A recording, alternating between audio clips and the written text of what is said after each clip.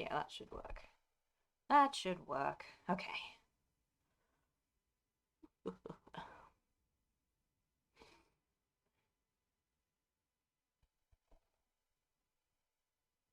Hello, Mikey. Excellent. Excellent. And 7 stars and 7 stones. Yes, thank you. Now that I'm not fully sold on this meme, but I'm happy with it. I'm happy with it, and unfortunately, I could not fit it alongside Raklos's very good idea for Merry and Pippin as Big Keanu and Tiny Keanu, and I'm very sorry about that. But but uh, I thought this had more. We're just about to get to this part. Yes, we're about to get to this part. So, and I think this today, in the effort of being cautious, I'm going to actually just read one chapter today. That's what I'm gonna do. That's the decision I've made. Just one chapter. We're just gonna read the Muster of Rohan. And then later next week we can get into fucking the Siege of Minas Tirith, which is what the next chapter is. So, hello, Honeybee, and hello, Raklos, and oh no, yes, we're getting here. My mother reminded me that I don't call this um uh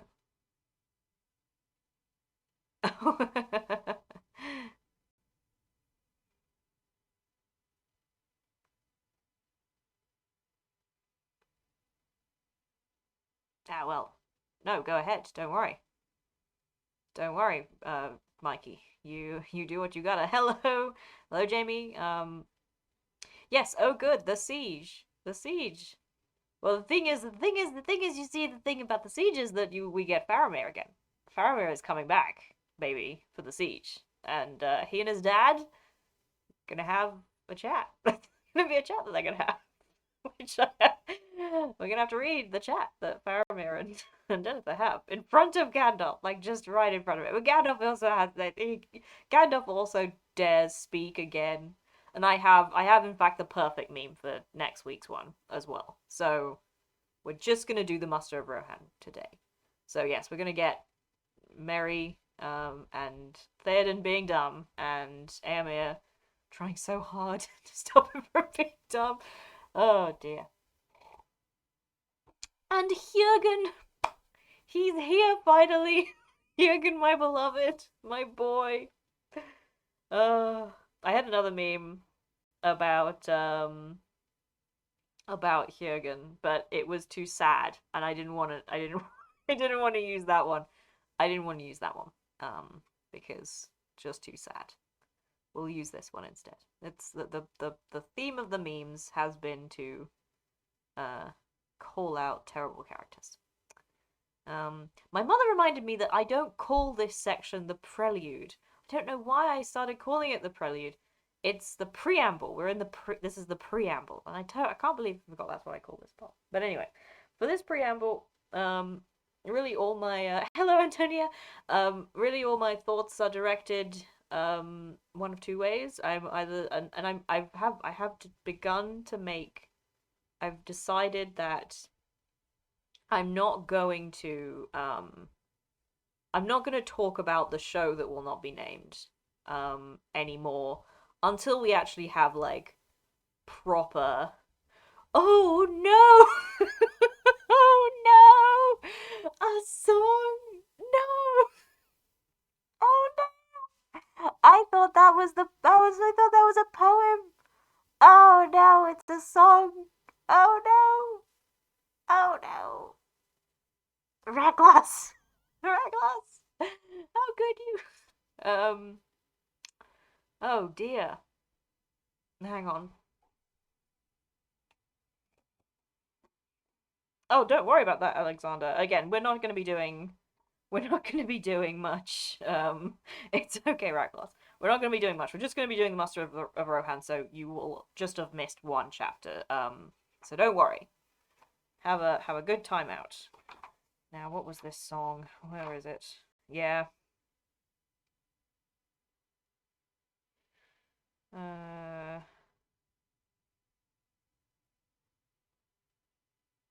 the songs of Rohan. Oh no! Oh, I'm such a fool.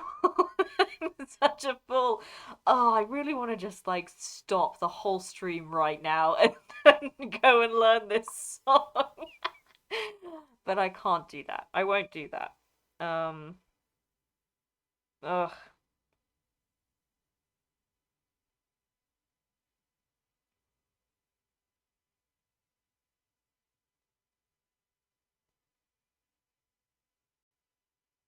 That's that's grim. Oh, hello, Disa. Hello. Uh, good to have you in for the first time. We're in our preamble for now. I'm sorry, no, no, LDB, it's my fault.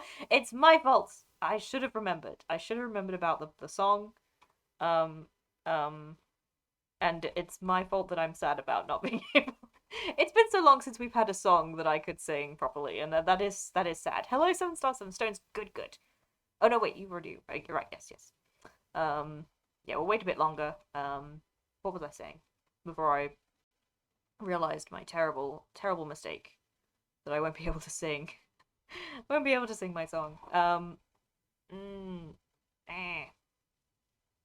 Yes, yes, yes. So the preambles are no longer going to be infested with discussions of the show that will not be named. We're not going to talk about it anymore until we actually have some actual proper news, not from any goddamn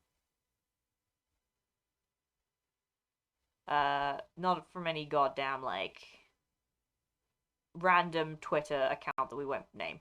And I'm reckless, no, because they say, and so without horn or harp or music, the men's voices, the great ride into the east began with which the songs of Rohan were busy for many long lives of men thereafter. I would say this is a song, but I'll chant it anyway. I will. No, don't worry. Most people are quite quite quiet these in these streams. Mostly it's just me talking. Um, yeah, this is the issue. I like and the thing the problem is I know if I went onto YouTube right now I would find somebody who has put this song to music and it would have sounded great. Um, do we get any more songs? Do we get any more songs in this book?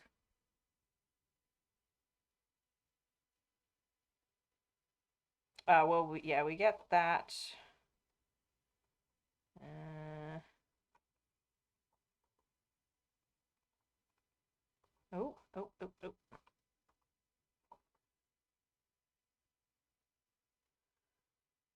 Yeah, we get that. So there are songs.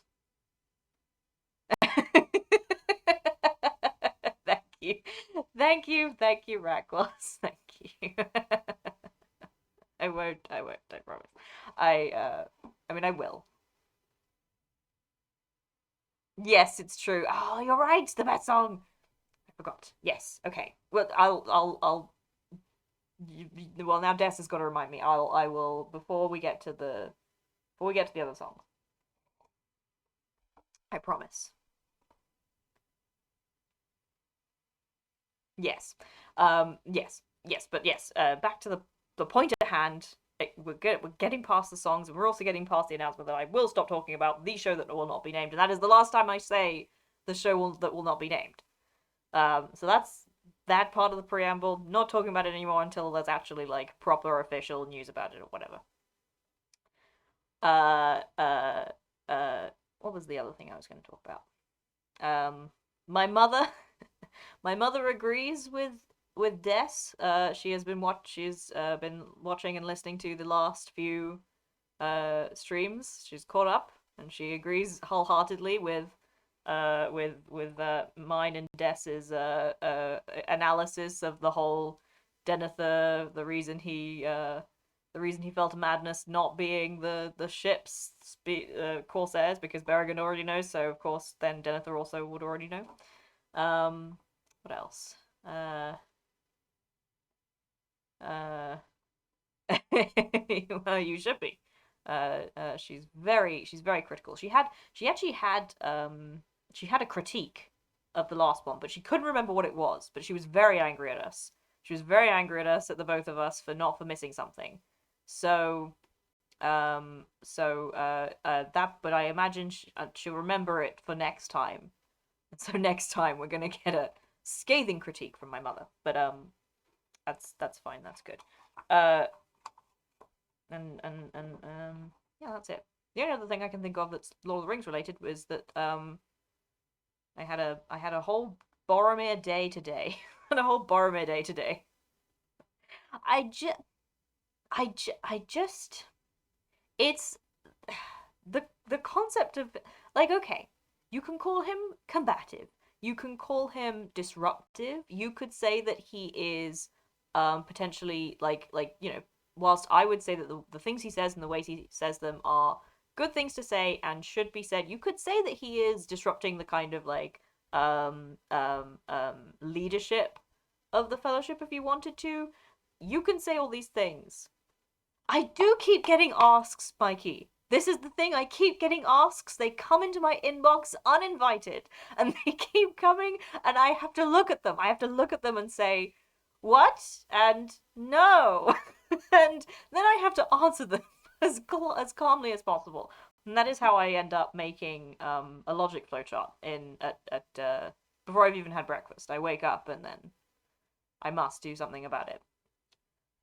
So, but the point is that if that just, yes, that was it. Pissy brat. That was the verbiage. Apparently, Boromir is the hero. The media keeps being social. Yes, Ragloss, media does keep being social. It does. Yes, but no, the hero of Osgiliath, the defender of the Warden of the White Tower. Yes, that Boromir. Yes, that one. It was that one. Oh, thank you, Honeybee. I think I'm gonna redo it again because I think I'm not being. There's extra stuff to add into it, but although I don't know because I can't think of it. Like, it's just that not much happens. Not much happens with Boromir. Like, Boromir doesn't have many actions. For the time he has a lot. But he's still in only one book, and characters really just don't do much in these. Like, a lot of things happen in the book, but like, individual characters do not get to do much to express their character. There are only so many things that Boromir could have done for him to be labeled a pissy brat. And I just can't think of any of them. I can't think of any of them. Like, all I can think of is just people completely forgetting or nullifying the fact that he's allowed to question Gandalf about things. Like, okay, is he being a pissy brat for being annoyed that they are now trapped in front of Moria, a place he didn't want to go to, on a trip he did not necessarily volunteer to take, to a place he's not really sure about going, and in which time he will then also be introduced to a Balrog, and then the Watcher of the Water, by the way. Hello, Lilith Hedgehog. Nice to have you in. Yeah. I just don't get it, fam. My friends, I don't understand. I don't get it. What is it? People are allowed to dislike Boromir. I know. I don't want this. People can dislike Boromir. I want them to, in fact, because it's good. It's good. Characters. People like different characters, and if you don't like characters that are, bold and often combative, and don't, they will try to question authority and have their own priorities that are outside of the people around them, and are not particularly, like, they aren't wanting to be social and to make friends really quickly, and are somewhat sardonic and are a little bit bossy. If you don't like characters like that, that's fine. That's good, and I get that. That's fine. Fine. But I just dislike him for that. Like, dislike him for who he is, not for this made up concept.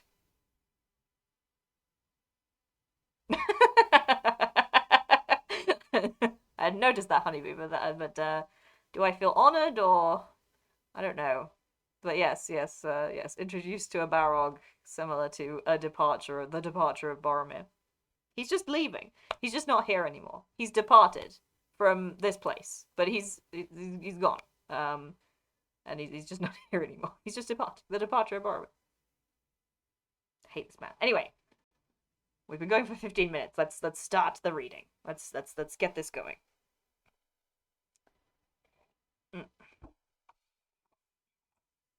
So we're on chapter 3 of this book, the Muster of Rohan. Now all roads were running together to the east to meet the coming of war and the onset of the shadow. And even as Pippin stood at the great gate of the city and saw the Prince of Dol Amroth ride in with his banners, the King of Rohan came down out of the hills. Day was waning. In the last rays of the sun, the riders cast long pointed shadows that went on before them. Darkness had already crept beneath the murmuring fir woods that clothed the steep mountainsides. The king rode now slowly at the end of the day. Presently, the path turned round a huge bare shoulder of rock and plunged into the gloom of soft sighing trees. Down, down they went, in a long winding file. When at last they came to the bottom of the gorge, they found that evening had... Oh. There we go. in the walking bit. Forgot. Just reminded. When at last they came to the bottom of the gorge, they found that evening had fallen in the deep places. Sorry. Thank you for both for sewing. Thank you. Oh, yes. Well, that's also brief pause. He is still out there somewhere. Yes, Mikey. But yeah, like this is the thing. Like the burden of proof is on, because it's not obvious to me. There's no obvious place where Boromir is a pissy brat. That like there's no glaring evidence. So that I can just come up with. So there's nothing to refute, in my opinion. Like there's no, I can't see, there's nothing I'm fighting against. I can't bring up quotes to refute something which I see as being we're never escaping. I can't bring up quotes that refute a point that I don't even see in the first place. That I like. How am I supposed to fight against an argument that seems already fought and won? Other people need to prove that Boromir was a pussy baby. I'm not sitting here proving it. Anyway. Twilight lay upon the waterfalls. All day, far below them, a leaping stream had run down from the high pass behind, cleaving its narrow way between pine-clad walls. And now, through a stony gate, it flowed out and passed into a wider vale. The riders followed it, and suddenly Harrowdale lay before them, loud with the noise of waters in the evening. There the white Snowbourn, joined by the lesser stream, went rushing, fuming on the stones, down to Edoras, and the green hills and the plains. Away to the right, at the head of the great dale, the mighty Starkhorn loomed up above its vast buttresses, swathed in cloud, but its jagged peak, clothed in everlasting snow, gleamed far above the world, blue-shadowed upon the east, red-stained by the sunset in the west. Merry looked out in wonder upon this strange country, of which he had heard many tales upon their long road. It was a skyless world, in which his eye, though dim through dim gulfs of shadowy air, saw only ever-mounting slopes, great walls of stone behind great walls, and frowning precipices wreathed with mist. He sat for a moment, half dreaming of stone, and the vast waiting silence that brooded behind it all.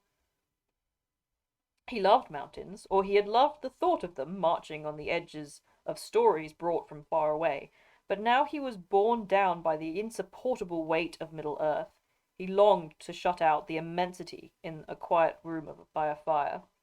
He was very tired, for though he had ridden slowly, they had ridden with very little rest. Yes, it's a good bit. That's so wonderful. I love that idea. Hour after hour, for nearly 3 weary days, he had jogged up and down, over passes, and through long dales, and across many streams. Sometimes, where the way was broader, he had ridden at the king's side, not noticing that many of the riders smiled to see the two together, the hobbit on his little shaggy grey pony, and the Lord of Rohan on his great white horse. Then he had talked to Theoden, telling him about his home and the doings of the Shire folk, or listening in turn to tales of the Mark and its mighty men of old. But most of the time, especially on this last day, Merry had ridden by himself just behind the king, saying nothing and trying to understand the slow sonorous speech of Rohan that he heard the men behind him using. It's so good. It's so good. It gets the impression of the mountains across so well. And the kind of oppressiveness of them. Like I understand, like I do love being around mountains. But I understand what he means when it's like you feel that there's weight above you. It's great. Sonorous speech of Rohan that he heard the men behind him using. It was a language in which there seemed to be many words that he knew, though spoken more richly and strongly than in the Shire, yet he could not piece the words together. At times, some rider would lift his clear voice and sing in stirring song, and Merry felt his heart leap, as though he did not know what it was about. All the same, he had been lonely, and never more so than now at the day's end. He wondered where in all this strange world Pippin had got to, and what would become of Aragorn and Legolas and Gimli. Then, suddenly, like a cold touch on his heart, he thought of Frodo and Sam. "Oh, I'm forgetting them," he said to himself reproachfully. "And yet, they are more important than all the rest of us, and I came to help them. But now they must be hundreds of miles away, if they are still alive." And he shivered. I love that bit. I love that bit about the language, because always, of course, fucking Tolkien has to add in about his linguistic relatives, etc. But that's because the Stoors must have passed through and also talked with and parlayed with the Northmen. So this is a language that has divided, but they were both using the same language at one point, which I love the idea of. It's a wonderful idea. I know. This poor wee man. He's so responsible. He's so responsible. He's my favourite hobbit. Merry is my favourite hobbit. "Harrowdale at last," said Éomer. "Our journey is almost at an end." They halted. The paths out of the narrow gorge fell steeply. Only a glimpse, as though through a tall window, could be seen of the great valley and the gloaming below. A single small light could be seen twinkling by the river. "The journey is over, maybe," said Theoden, "but I have far yet to go. Last night the moon was full, and in the morning I shall ride to Edoras to the gathering of the Mark." "But if you would take my counsel," said Éomer in a low voice, "you would then return hither, until the war is over, lost or won." Theoden smiled. "Nay, my son, for so I will call you. Speak not the soft words of Wormtongue in my old ears." He drew himself up and looked back at the long line of his men fading into the dusk behind. "Long years in the space of days it seems since I rode west, but never will I lean on a staff again. If the war is lost, what good will be my hiding in the hills? And if it is won, what grief will it be, even if I fall, spending my last strength? But we will leave this now. Tonight I will lie in the hold of Dunharrow. One evening of peace at least is left to us. Let us ride on." I think he's the best hobbit. I'm sorry, Frodo, and I'm sorry, Sam, and I'm sorry, Pippin, that you are so close, but also, you're not the best hobbit. But also, let's talk about this. Éomer's like, "Hey, you could stay." And then Theoden answers him very strangely. He's like, "Well, but what if we lose and I'm waiting here, what will that accomplish?" And that's true. That's not much. Let's talk about this. Not much. It's true. It won't be much. And then he says, and I don't understand. I don't understand what he said here. He says, "And if it is won, what grief will it be even if I fall, spending my last strength?" Oh, I see. I get it. What he means is, it won't be that. It won't matter that much. If we win, even if I fall, there won't really be any grief. It's fine, he said to the guy he just called son just moments ago. Like, what is honorable about this? Like, I get it. He wants to. He's just not going to. He's just not going to. He doesn't want to be. Uh. Uh. Uh. Uh. It isn't about Theoden's feelings. Yes, this is the thing. That yeah. I mean, is it depression? I mean, I guess. But he seems so. I mean, I guess he's happy because the end he feels like it's coming. That's the thing I've heard. Like he's supposed to. It gives you energy sometimes if you feel like you're getting there. But it's still also just so thoughtless in terms of Aemir. Yeah, you'll be fine without me. It's very it's like it's just not honorable. Like there's no this is not a choice he's making because it is honorable and good for him to make this choice. This is not Theoden redeeming himself. Exactly. You won't miss me as much as you think. Yeah, it's not Theoden. This is not a redemption for Theoden. Theoden is not redeeming himself with this act. This is not something that he's doing that will uh make up for the rest of the things that he's done or not done as the case may be. Like it's just not exactly. And he is in a position where he's won his battle. Like his people, I mean, for the moment at least. But this is the thing, like this is what he thinks he's doing, but he's not, is he? Because he wants to die. Like what is the redemption in dying when that's what you want to do anyway? Oh. Do we have still? Oh, hang on. How do I? Hey.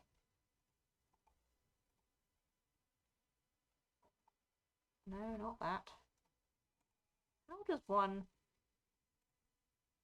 Jamie! Jamie! Jamie! How does one delete? How might one?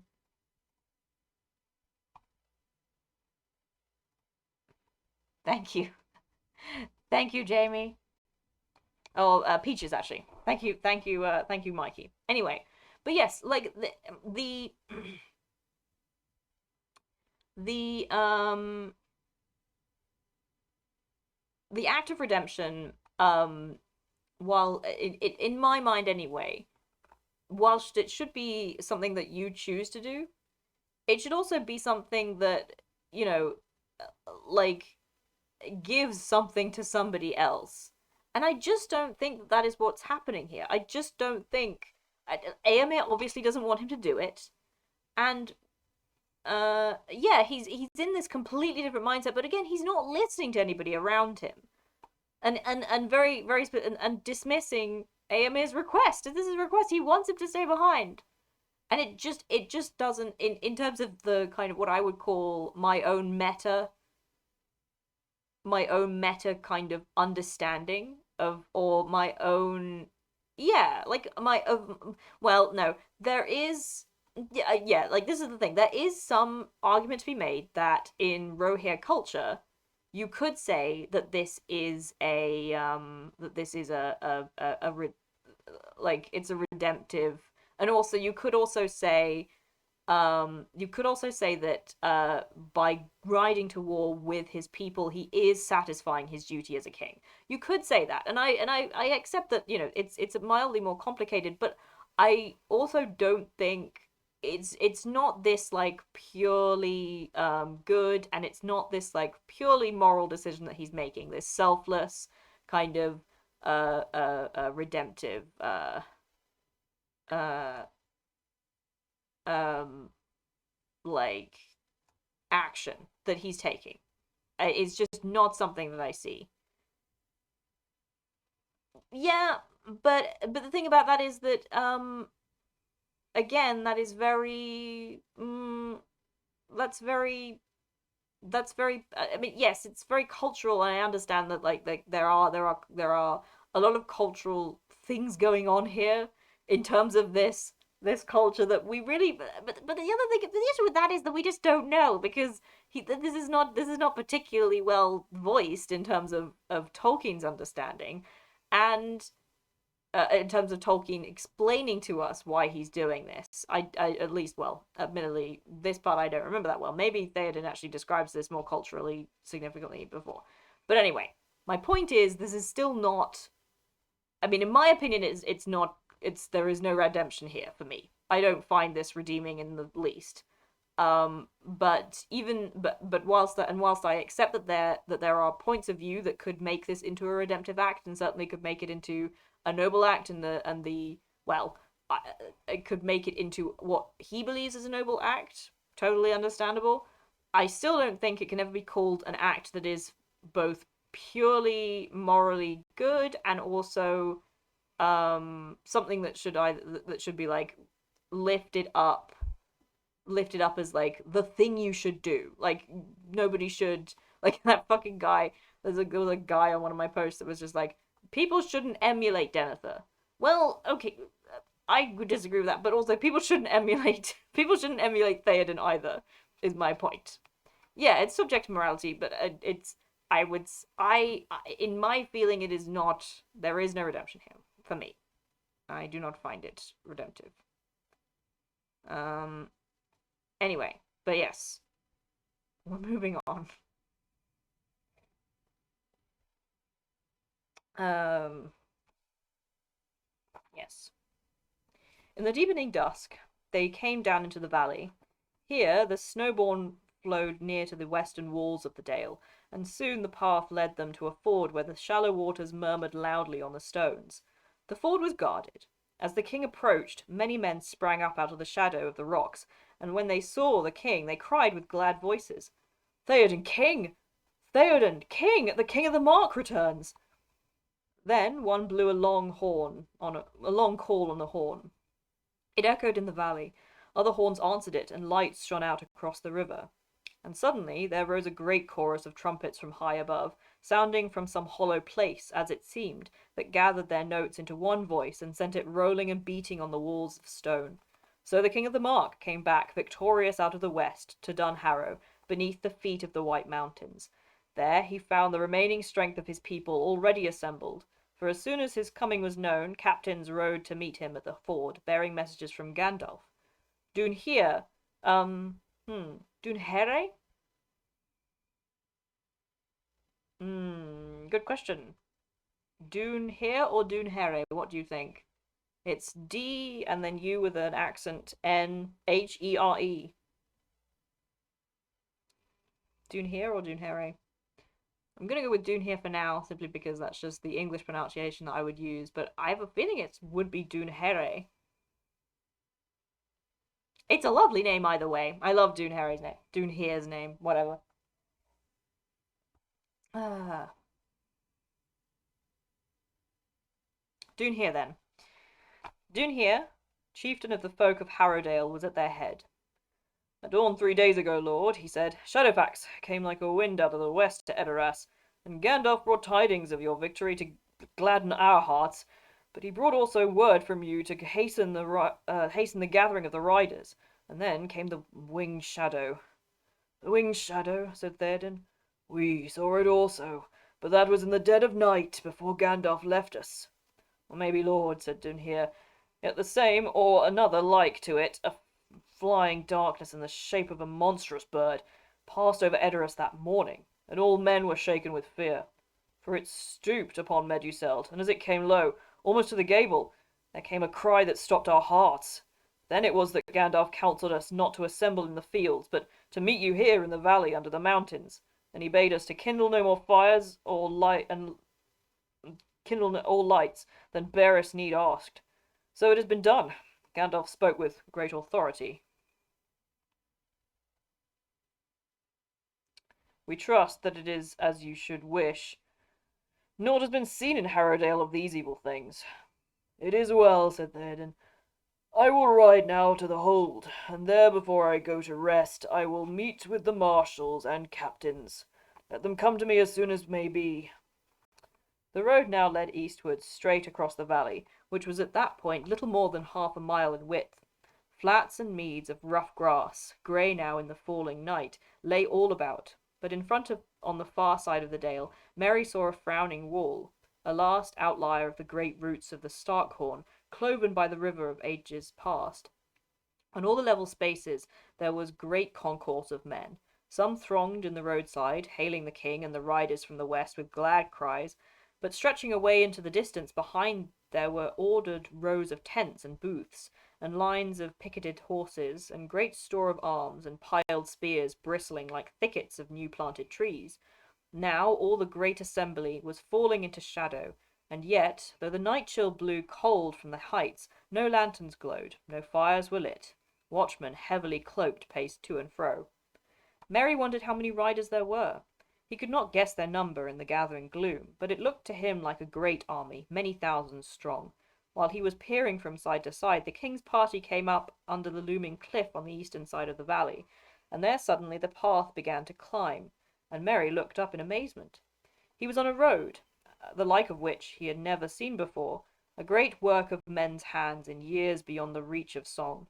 Upwards it wound, coiling like a snake, boring its way across the sheer slope of rock. Steep as a stair, it sloped backwards and forwards as it climbed. Up it horses could walk, and wains could be slowly hauled, but no enemy could come that way, except out of the air, if it was defended from above. At each turn of the road there were great standing stones that had been carved in the likeness of men, huge and clumsy-limbed, squatting, cross-legged with their stumpy arms folded on fat bellies. Some in the wearing of the years had lost all features save the dark holes of their eyes that still stared sadly at passers-by. The riders hardly glanced at them. The Pukul men, they called them, and heeded them little. No power or terror was left in them. But Merry gazed at them with wonder, and a feeling almost of pity as they loomed up mournfully in the dark. Not completely comfortable with Merry pitying the Pukul men who, or the Ganburigan who are still alive and doing fine.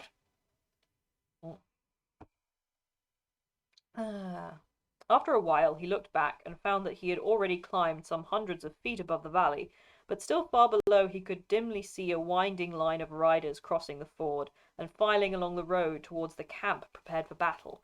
Only the king and his guard were going up into the hold. I suppose you could say he's pitying the statues. That actually makes sense because they do look lonely. It's true. We'll get to them in a bit in the walking video. At last the king's company came to a sharp brink, and the climbing road passed into a cutting between the walls of rock, and so went up a short slope and out onto a wide upland. The Firienfeld, men called it, a green mountain field of grass and heath, high above the deep-delved courses of the Snowbourne, laid upon the lap of the great mountains behind.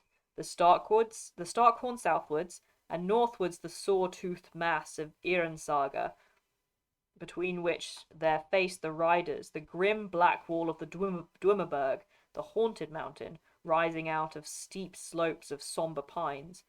Dividing the upland into two, there marched a double line of unshaped standing stones that dwindled into the dusk and vanished in the trees.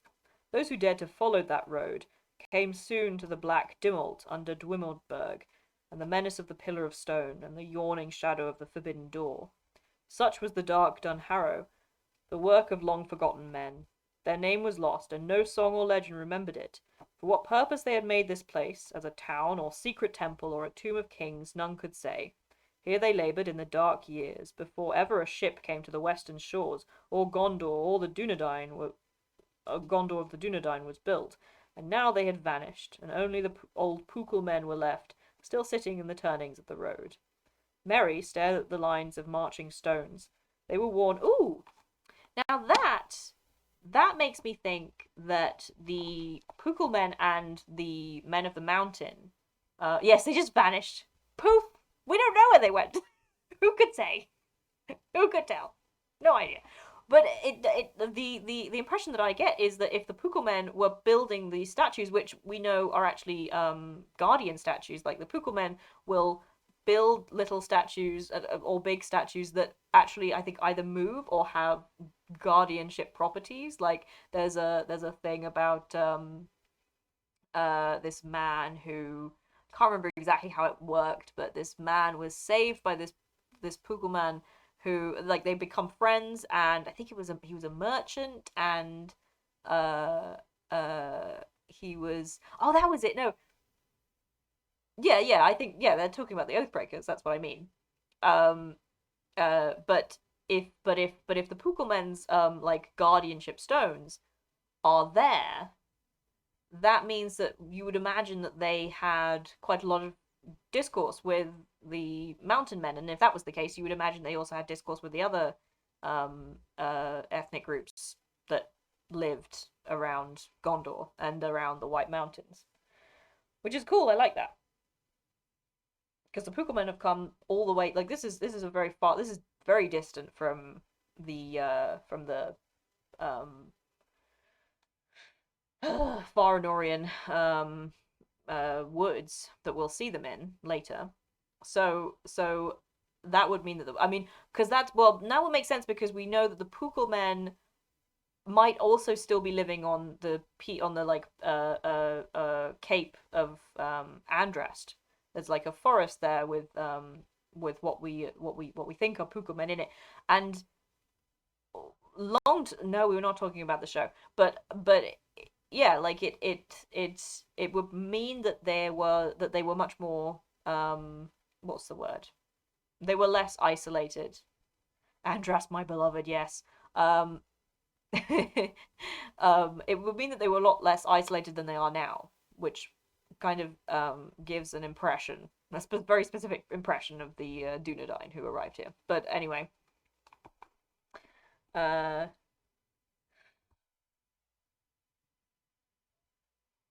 gotta love the Pukul men.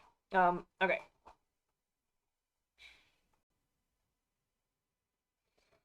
What was I? Where was I? Where did I get to? Where did I get to? Mary stared at the lines of marching stones. They were worn and black. Some were leaning, some were fallen, some cracked or broken. They looked like old rows of teeth, like rows of. Oh, look, Reckless. you some were cracked or broken, and they looked like rows of old and hungry teeth. The Lord of the Rings is about eating. It's about being consumed. That's what it's about. uh, he wondered what they could be, and he hoped that the king was not going to follow them into the darkness beyond. Then he saw that there were clusters of tents and booths on either side of the stony way, but these were not set near trees, and seemed rather to huddle away from them towards the brink of the cliff. The greater number were on the right, where the Firian field was wider, and on the left there was a smaller camp, in the midst of which stood a tall pavilion. From this side a rider now came out to meet them, and they turned from the road. As they drew near, Mary saw that the rider was a woman with long braided hair gleaming in the twilight, yet she wore a helm, and was clad to the waist like a warrior, and girded with a sword. "Hail, Lord of the Mark!" she cried. "My heart is glad at your returning." "And you, Eowyn," said Theoden. "Is all well with you?" "All is well," she answered. Yet it seemed to Mary that her voice belied her, and he would have thought that she had been weeping, if that could be believed of one so stern of face. Yes, here we go. Here she is again. Fuck Jamie. Oh, I hate you so much. I hate you so much. I can't believe I've given you so much power over my stream. I didn't know what I knew not what I did at the time.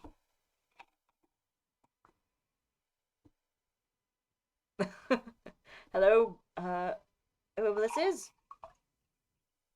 Oh, Connor, hello. Welcome in. Oh, we've got such a lovely band today. And I'm feeling good too.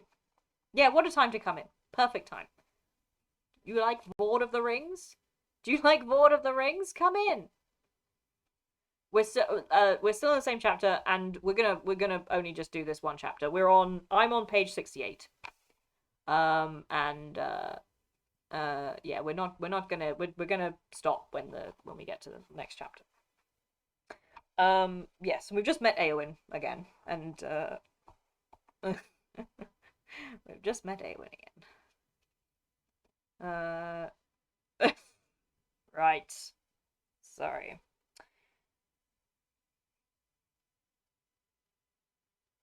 Yeah, Mary really likes her. Like he sees her, and then he's like, "Oh, you have a stern face."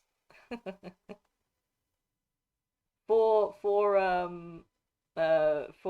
spectraling, I will be examining the content of this uh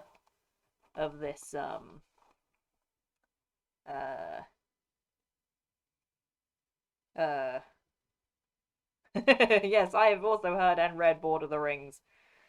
Boromir and his very pointy shoes. Boromir and his very pointy shoes.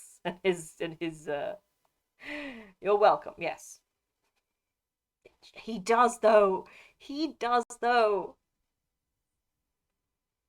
You yes, because teeth. Teeth, that's why. There are teeth everywhere. That's the point is that there are teeth everywhere in the Lord of the Rings. And I had not noticed this theme before, but everything is but there are just a lot of there's just a lot of teeth metaphors. There's just everywhere. Anyway, but yes, so let's examine this ship, shall we? Let's all have a view into this ship. Let's see how it goes. We'll see. um, all is well. It was a weary road for the people to take, torn suddenly from their homes. There were hard words, for it is long since war has driven us from the green fields, but there have been no evil deeds. All is now ordered, as you see, and your lodging is prepared for you, for I have had full tidings of you and knew the hour of your coming. So Aragorn has come then, said Eomer. Is he still here? No, he is gone, said Eowyn, turning away and looking at the mountains dark against the east and south. Whither did he go? Asked Eomer. I do not know, she answered. He came at night and rode away yestermorn, ere the sun had climbed over the mountain tops, and he is gone. You are grieved, daughter, said Theoden. What has happened? Tell me. Did he speak of that road? He pointed away along the darkening lines of stones towards the Dwemerberg, the paths of the dead. Yes, lord, Eowyn said, and he passed into the shadows from which none have returned. I could not dissuade him. He is gone. Then our paths are sundered, said Eomer. He is lost. We must ride without him, and our hope dwindles. Thank you, Honeybee. That was a needed clip. I'll wait. So the line we just had is, then our paths are sundered, said Eomer. He is lost. We must ride without him, and our hope dwindles. And then there's a break. Yes, Theoden's just met Eowyn, and we've just come to the end of that. And the next line is, slowly they pass through the short heath and upland grass. I'll wait for you to let me know when you get it.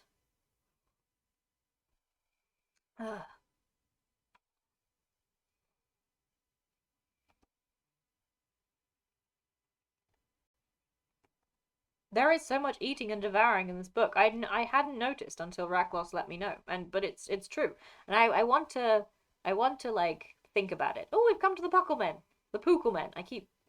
It is the Pookelmen. That is what the accent says, I think. They do them so well on Lord of the Rings Online, and you will not be able to see this properly, but they do it so well. This winding stair that goes on and on forever. It's great. Um,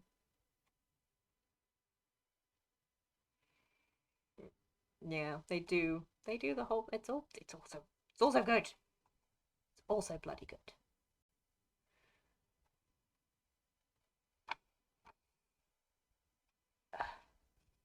But yes, I want to examine it. Like we're like and it's always evil things as well. I don't think there's a time when we're being eaten by something that is good. It's always evil, like we are walking into a mouth, or we're walking into teeth, or we're walking through um we're being devoured by something. There's something being said about evilness and being devoured and being like consumed, which I suppose is actually that does track with the because you get consumed by the ring and stuff. um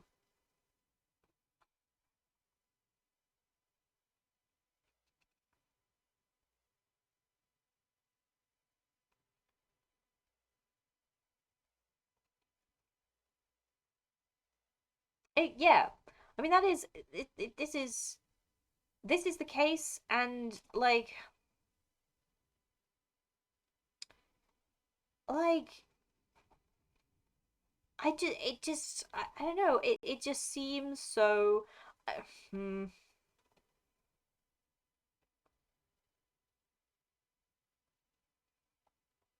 well, but this is the thing, like he's the rightful king to some people, but this is not something that is fully, yeah, it's not something that is fully like pushed. And I mean, Aemir, the reason Aemir is saying that their hope dwindles is because he's fought with him now, and he's fought alongside him, and he feels like Aragorn was very instrumental, which I suppose he was, in saving Helm's Deep. Like Aragorn does gain allies in terms of because of his uh uh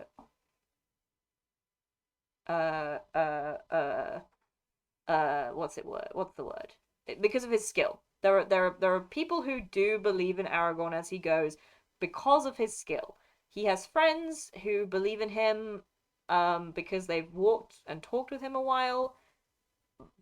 But yeah, I mean, but like Jamie's right. Like he's not the rightful king till the steward says he is. Legally. He's not the rightful king until the steward says he is. So, um so this kind of yeah, that's it too as well. Like they're worried about the way he's gone. They assume he's just they assume he's dead, which I think is another thing. I suppose that's the other thing. Like the fact that he went through the paths of the dead and then out the other side. I think actually this moment, the ghosts. I guess the ghosts are quite a big confirmation of him.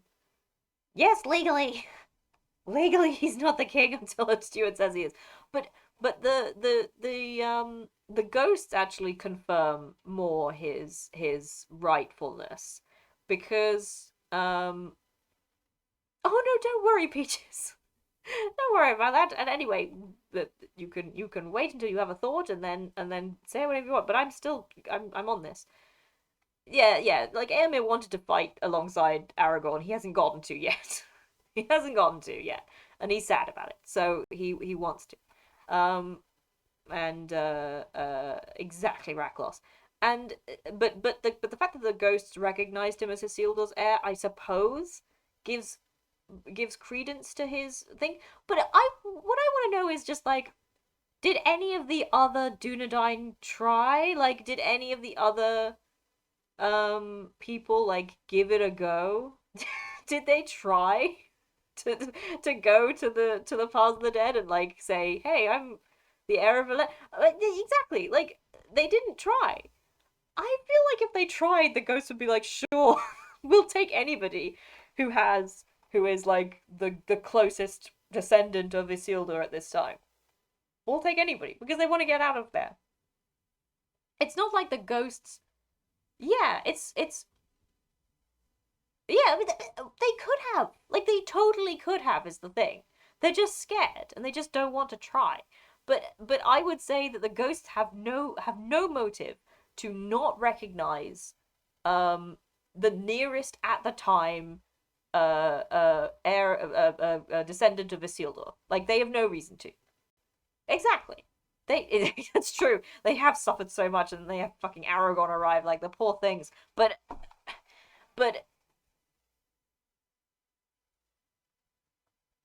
well, okay. The thing about the well, we'll get to this, but the way that he claims kingship is both is a kind of culmination of popular opinion and of Faramir's support and of the Ring of Barahir went a long way. Yes, he had the Ring of Barahir, and also he healed Eowyn and Merry and Faramir. Like, and that is a what's the word, a superstition surrounding the king. Like, he hit all the points. He hit all the points. He culminated all of the points of kind of mysticism and and all of that. We all know rings do go a long way. Yes. So he kind of he gathered all of the he hit all the spots. All of them but the legal right. He hit all of them but the legal right. So Aragorn really is a king that is ordained by God. I mean, that's basically what he is. He is ordained by the circumstances, both mystical and non-mystical. That's fine. The both mystical and also Arwen's banner. Yes, she has to go and give him that.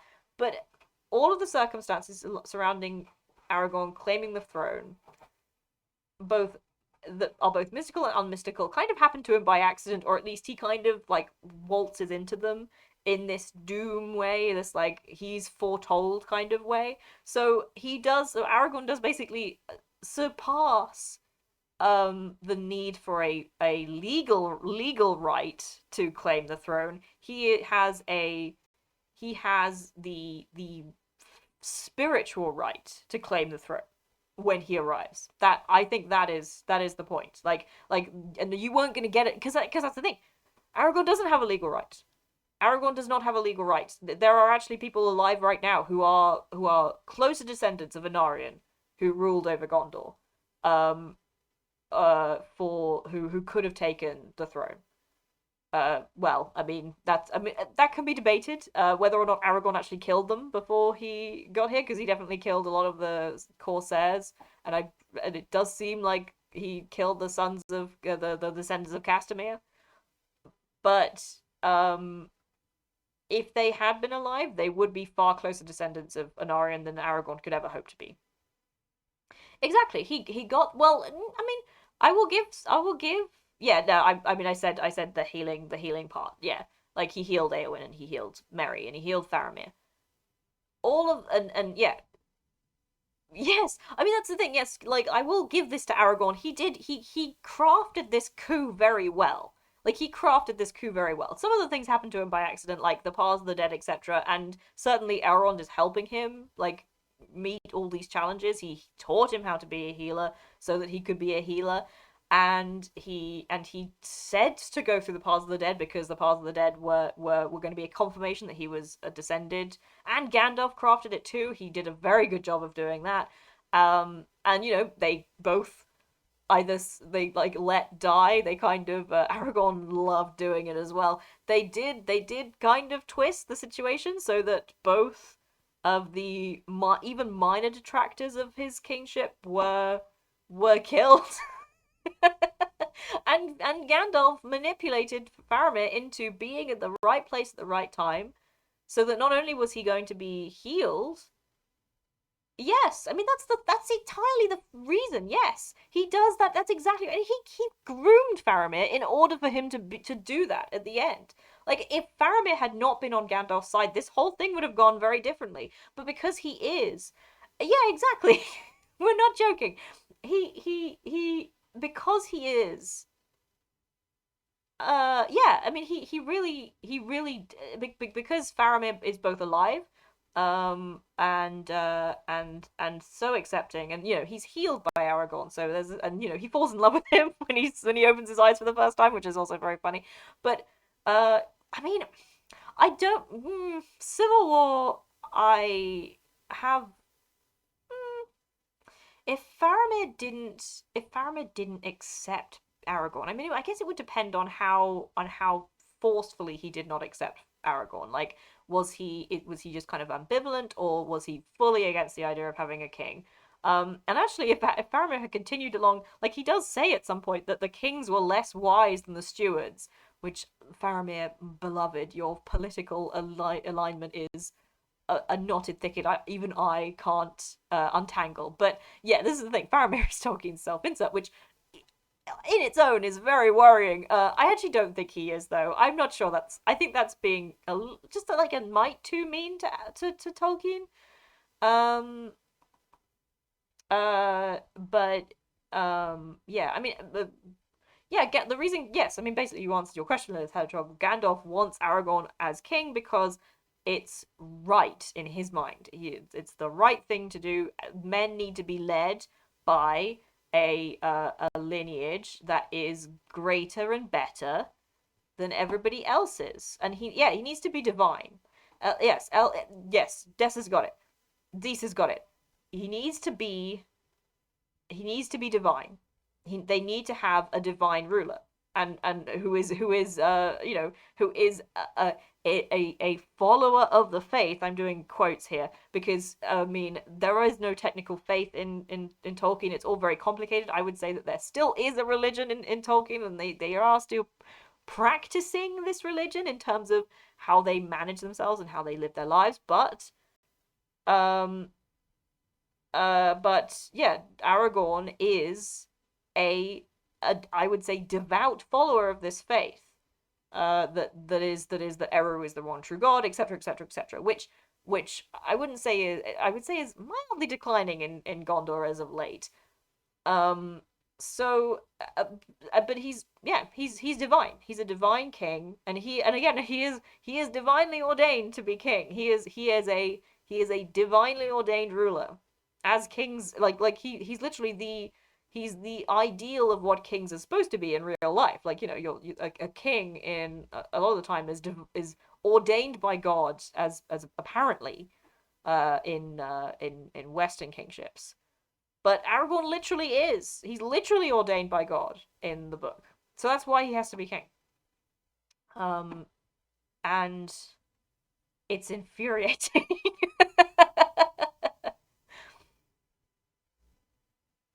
Well, I mean, I don't know, Reckless. I would say that practicing, yes, I suppose in that sense, like the ritualistically speaking, the bowing to the West thing, that is a practice of this religion, certainly.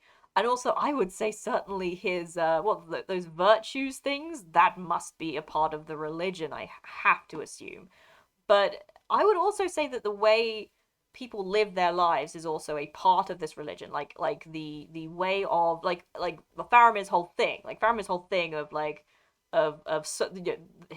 the bit that we'll get to next week where he's arguing with his father. The reason he's doing that is because that is a covenant of his faith that he is following. He's doing the things he does, and he has the opinions he has because he sees himself as faithful, as a faithful person, and Aragorn is doing the same. So yeah, the whole book is about Catholics. It's all about Catholics.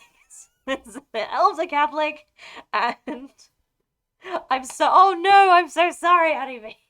I'm so sorry. Yes, but this is what I'm doing. Okay, let's go back to reading the book. I said to myself, this will probably be a short ride, but we're already an hour in, and we haven't even gone to Hyogun yet. So let's keep going. Slowly they passed through the short heath and upland. Wait, did I read this already? No, we didn't. Slowly they passed through the short heath and upland grass, speaking no more until they came to the king's pavilion. We really are. There Merry found that everything was made ready, and that he himself was not forgotten. A little tent had been pitched for him beside the king's lodging, and there he sat alone, while men passed to and fro, going in to the king and taking counsel with him.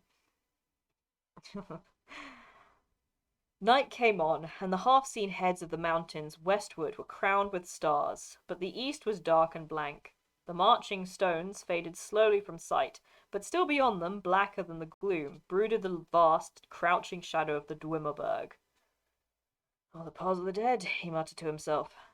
"The paths of the dead? What does this all mean? They've all left me now. They've all gone to some doom. Gandalf and Pippin to war in the east, and Sam and Frodo to Mordor. And Strider and Legolas and Gimli to the paths of the dead. Oh, but my turn will come soon enough, I suppose. I wonder what they are all talking about, and what their king means to do. For I must go where he goes now. In the midst of these gloomy thoughts, he suddenly remembered that he was very hungry. Yes, me too. I love the moody descriptions. Yeah, in the midst of these gloomy thoughts, he suddenly remembered that he was very hungry, and he got up to go and see if anyone else in this strange camp felt the same. But at the very moment a trumpet sounded, and a man came summoning him, the king's esquire, to wait at the king's board. In the inner part of the pavilion was a small space, curtailed off with broidered hangings, and strewn with skins, and there at a small table sat Theoden with Eomer and Eowyn, and Dunhir, lord of Harrowdale. Merry stood beside the king's stool and waited on him, till presently the old man, coming out of deep thought, turned to him and smiled. "Come, Master Meriadoc," he said, "you shall not stand, you shall sit beside me, as long as I remain in my own lands and lighten my heart with tales." Room was made for the hobbit at the king's left hand, but no one called for any tale. There was indeed little speech, and they ate and drank for the most part in silence until, at last, plucking up some courage, Merry asked the question that was tormenting him. "Twice now, lord, I've heard of the paths of the dead," he said. "What are they? And where has Lord Aragorn? Where has he gone?"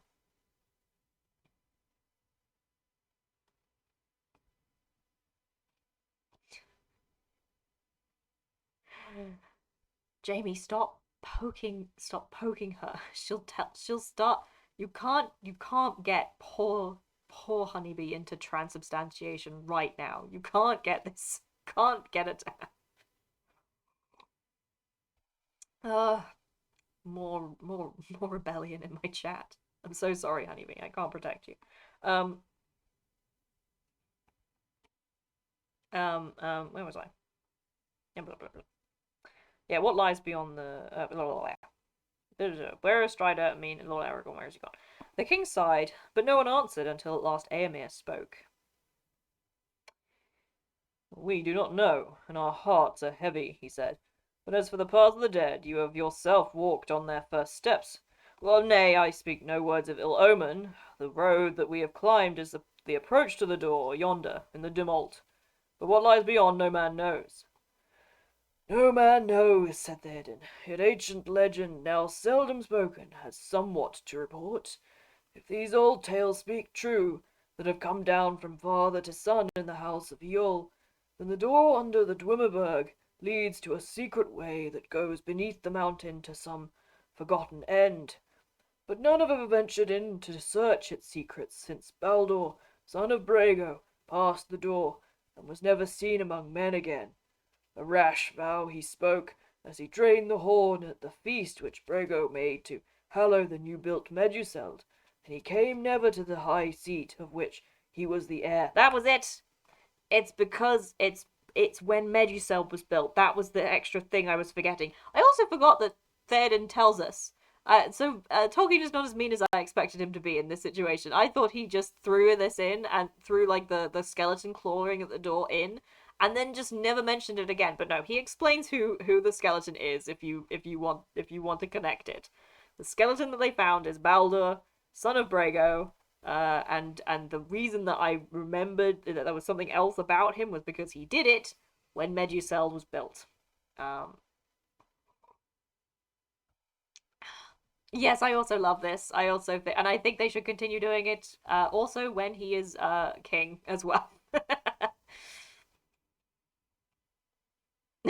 Honeybee, the blood of the covenant is thicker than the waters of the womb. I'll spin kick you. uh, fuck. So fucking funny. But yes, no, it's wonderful that they keep calling him Strider, especially because Aragorn specifically hates that name, which I also delight. One particularly fat hobbit keeps calling me Strider now. He says King Aragorn, LSR, etc., on and so forth. Um, uh, Folk say that dead men out of the dark years guard the way, and will suffer no living man to come to their hidden halls. But at whiles they may themselves be seen passing out of the door like shadows down the stony road.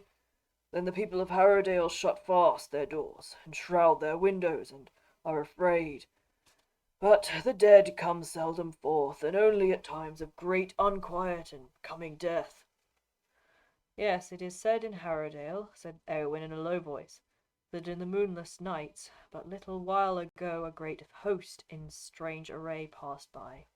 Whence they came none knew, but they went up the stony road and vanished into the hill, as if they were went to keep a tryst.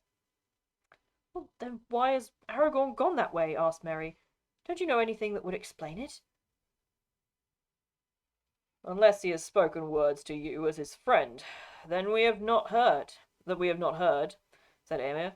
None now in the land of the living can tell his purpose. Greatly changed he seemed to me since I first saw him in the king's house, said Eowyn. Grimmer, older, fey I thought him, and like one whom the dead call. Maybe he was called, said Theoden, and my heart tells me that I shall not see him again. Yet he is a kingly man of high destiny, and take comfort in this, daughter, since comfort you seem to need in your grief for this guest.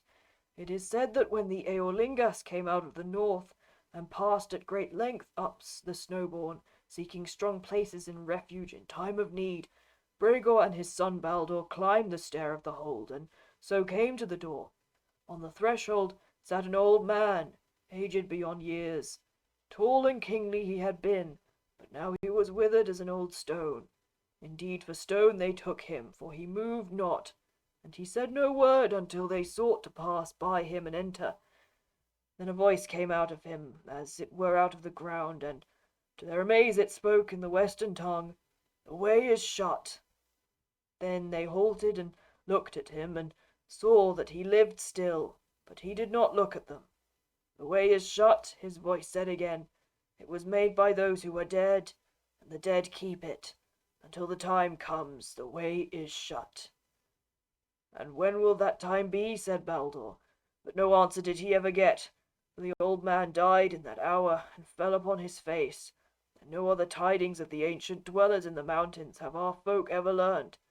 Yet maybe at last the time foretold has come, and Aragorn may pass. That is very unsettling. Who the fuck was that? Who would this kingly man have been?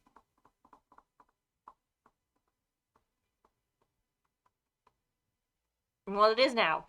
Tolkien said it's a horror now. Now is what it is.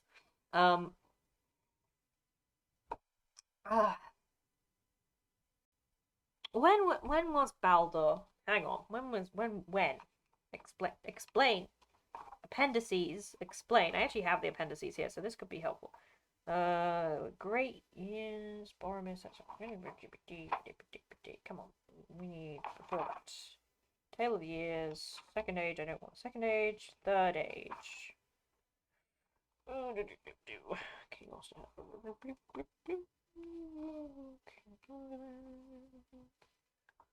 Because long. It can't have been that long ago.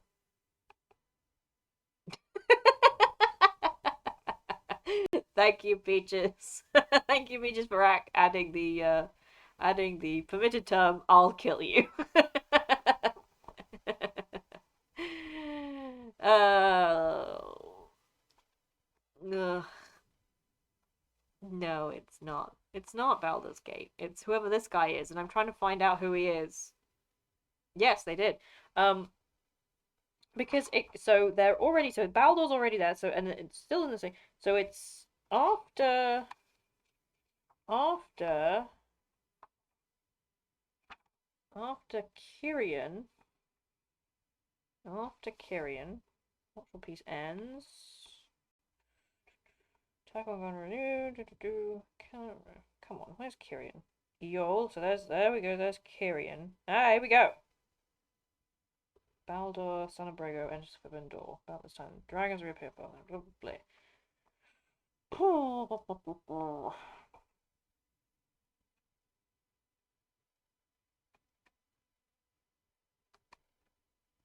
Who is this man? Who is he? Why? Who is he? Like, is he? Who is he? I mean, because he can't be any of the kings because they're all dead, like fully dead, like stabbed dead. And I don't think he can be one of the He's not one of, like, he's kingly. So my only my only theory is that he was one of Aragorn's ancestors. But why would he be here? Why would he be there at that time? Someone is shooting a whole fucking gun outside. Like, like that sounds like a rifle, not a shotgun. Uh, but anyway, no, that's less important than this. Um, somewhere in here, there's also, yeah, there are also heirs and descriptions of who's who. House of Yule, no, I don't want that. I don't want the lines of those kings. Who? I also love the countryside. They're just fine. They're just killing foxes. That's all they're doing.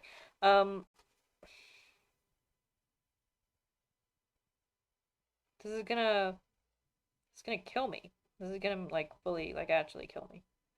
Um.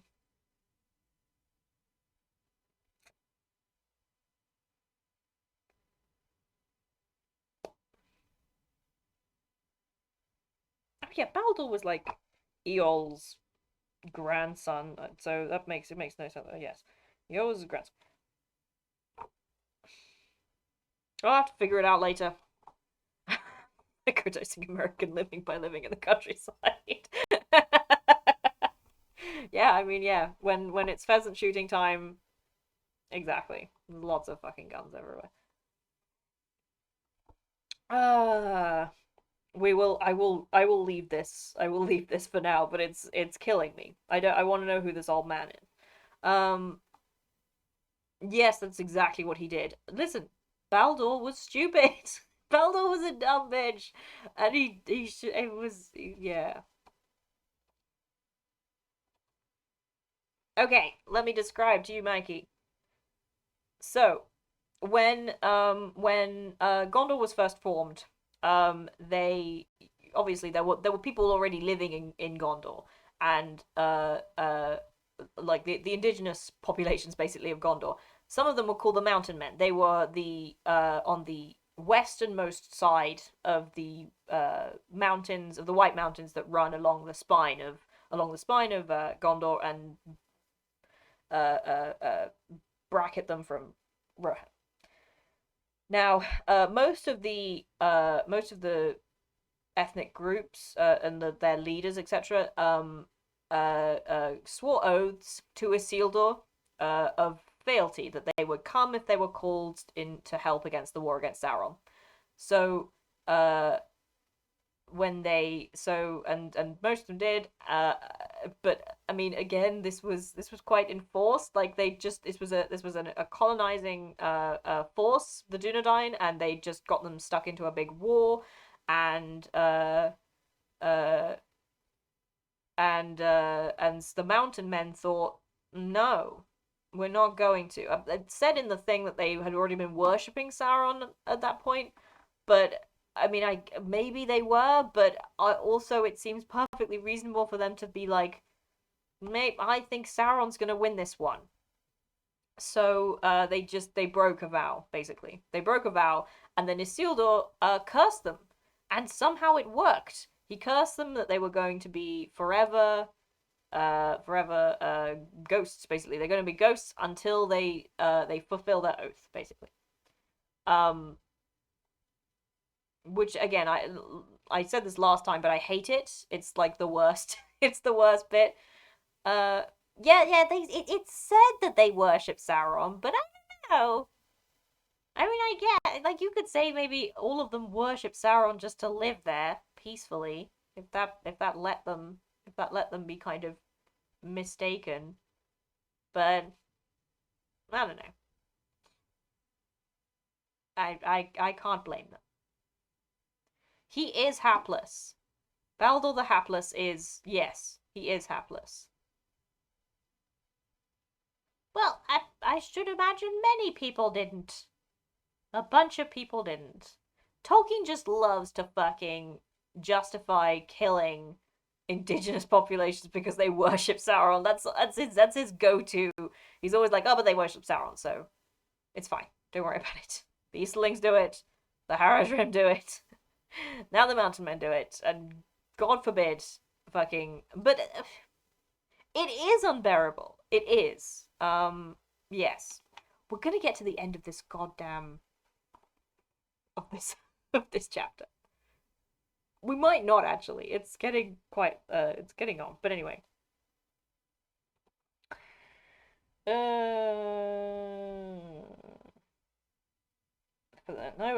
For the old man died. Oh, fell upon his face. No other tidings of the ancient dwellers of the mountains have our folk ever learned. Yet maybe at last the time foretold has come and Aragorn may pass. Okay. But how shall a man discover whether that time be come or no, save by daring the door? Said Eomer. And that way I would not go, though all the hosts of Mordor stood before me, and I were alone and had no other refuge. Alas, what a fey-mood should fall on a man so great-hearted in this hour of need! Are there not evil things enough abroad, without seeking them under the earth? War is at hand. He paused. For that moment there was a noise outside, a man's voice crying the name of Theoden, and the challenge of the guard. Presently the captain of the guard thrust aside the curtain. "A man is here, lord," he said, "an errand rider of Gondor. He wishes to come before you at once." "Let him come," said Theoden. A tall, oh god, this bit I'm about to read fucking gets me every time. Gets me fucking every time, dude. It's awful. A tall man entered, and Merry choked back a cry. For a moment it seemed to him that Boromir was alive again and had returned. Then he saw that it was not so. The man was a stranger, although as like to Boromir as if he were one of his kin. Tall and grey-eyed and proud, he was clad as a rider, with a cloak of dark green over a coat of fine mail,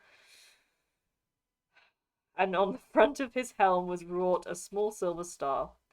In his hand he bore a single arrow, black-feathered and barbed with steel, but the point was painted red. So, yes, Hjörgen was who they passed when they were riding. When Gandalf and Pippin were riding. Beloved, I can't either. It's too much. He looks so much like. I'm interested in Hjörgen. I have thoughts about Hjörgen's relationship to like familial relationship to Boromir. I would say he is at least Boromir's cousin by his second cousin by his grandmother's brother's daughter's side. I have this whole thing in my head. But yes. I'm very oof. And then no, I can't say that yet. No, actually I have to because you only he dies too. Like they give us Hjörgen and they're like, he looks exactly like Boromir and then kill him immediately almost. That was the other meme that I was gonna put up. That was the other meme that I was gonna put up. Was about yes, he's fucking they fucking behead him. He's beheaded. They find his body. We're going to continue. It's the fucking worst. Of course he does. Yes. I am going to on the slopes. No, don't say it. No, we gotta have shit in this book. He does. He sees it in the volunteer. He does. He sees it. We can't have nice things. We can't. We're not allowed. We're not allowed to have nice things, and neither is Merry apparently. I am going to pause here actually, though this might be cruel. I'm going to pause here and go. Have a brief break, like literally a minute. But we need a break. Though it might mean that I have to reread that bit again. But we're having just a brief bathroom break, basically. A brief bathroom break, basically. Ooh, it's a nice tongue twister. Ugh.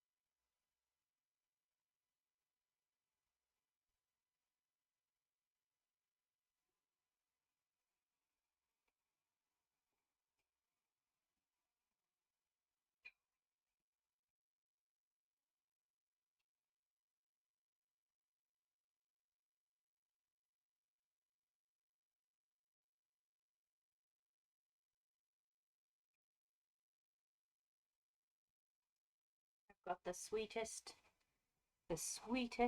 little, uh, the sweetest little curled up baby puppy next to me. he's so, he's so sweet. He's all curled up. He looks so sleepy. Uh, yeah. A grief break.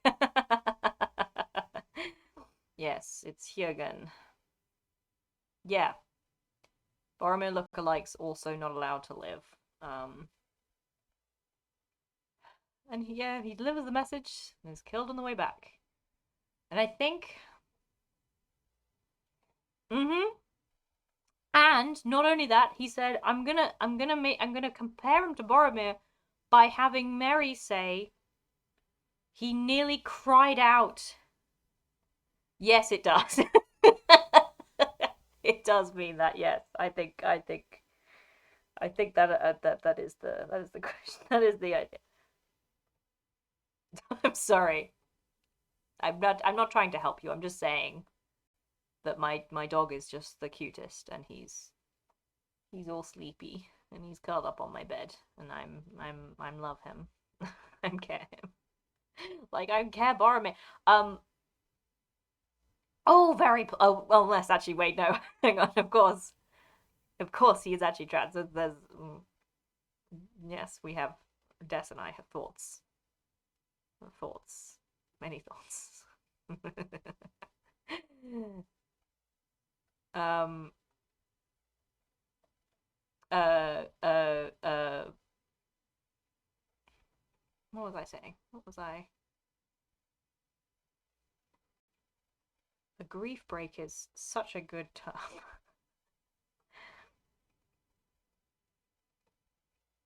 But yes, that's what I was saying.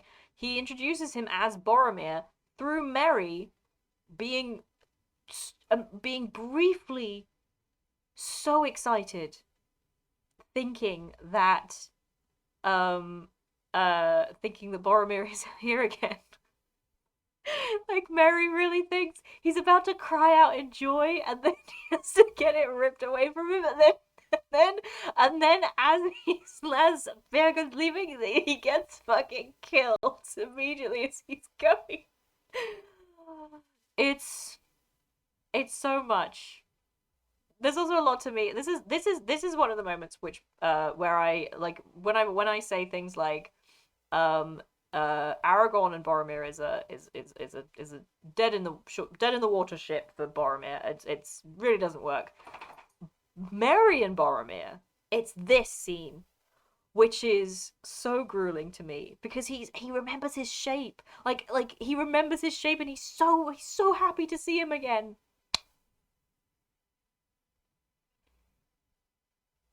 I'm heartbroken. Let's keep reading.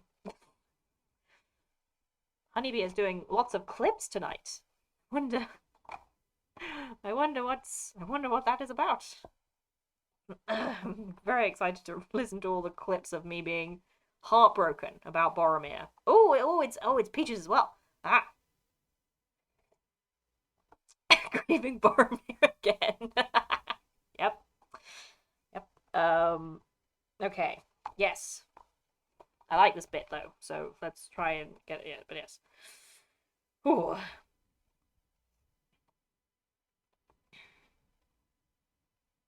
Uh.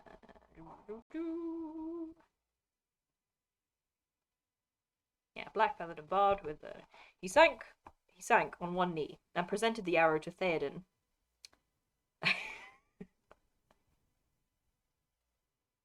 I'm heartbroken. Let's keep reading. Is all I'm going to say to that. He sank on one knee and presented the arrow to Theoden. Hail, Lord of the Rohirrim, friend of Gondor, he said. Jurgen I am, errand rider of Denethor, who bring you this token of war. Gondor is in great need. Often the Rohirrim have aided us, but now the Lord Denethor asks for all your strength and all your speed, lest Gondor fall at last. The red arrow, said Theoden, holding it as one who receives a summons long expected, and yet dreadful when it comes. His hand trembled. The red arrow has not been seen in the mark in all my years. Has it indeed come to that? And what does Lord Denethor reckon that my strength and all my speed may be? Well, that is best known to yourself, Lord, said Hirgen, but ere long it may well come to pass that Minas Tirith is surrounded, and unless you have the strength to break a siege of many powers, the Lord Denethor bids me say that he judges that the strong arms of the Rohirrim would be better within his walls than without. But he knows that we are a people who fight rather upon horseback and in the open, and that we are also a scattered people, and time is needed for the gathering of our riders. Is that not true, Hirgen, that the Lord of Minas Tirith knows more than he sets in his message? For we are already at war, as you may have seen, and you do not find us all unprepared. Gandalf the Grey has been among us, and even now we are mustering for battle in the east. What the Lord Denethor may know or guess of all these things I cannot say, answered Jurgen, but indeed our case is desperate. My lord does not issue any command to you, he begs you only to remember old friendship and oaths long spoken, and for your own good to do all that you may. It is reported to us that many kings have ridden in from the east to the service of Mordor. From the north to the field of Dagorlad there is a skirmish and rumour of war. In the south, the Haradrim are moving, and fear has fallen on all our coastal lands, so that little help will come to us thence. Make haste, for it is before the walls of Minas Tirith that the doom of our time will be decided, and if the tide be not stemmed there, then it will flow over all the fair fields of Rohan, and even this hold among the hills. There shall be no refuge. Dark tidings, said Theoden, yet not all unguessed. But say to Denethor, even if Rohan itself felt no peril, still we would come to his aid. But we have suffered much loss in our battles with Saruman the traitor, and we must still think to our frontier, to the north and east, as his own tidings make clear. So great a power as the Dark Lord seems now to wield might well contain us in battle before the city, and yet strike with great force across the river away beyond the Gate of Kings. But we will speak no longer counsels of prudence. We will come. The weapon take was set for the morrow. When all is ordered, we will set out. 10,000 spears I might have sent riding over the plain to the dismay of your foes. It will be less now, I fear, for I will not leave my strongholds all unguarded. Yet 6,000 at the least shall ride with me. For say to Denethor that in this hour the King of the Mark himself will come down to the land of Gondor, though maybe he will not ride back.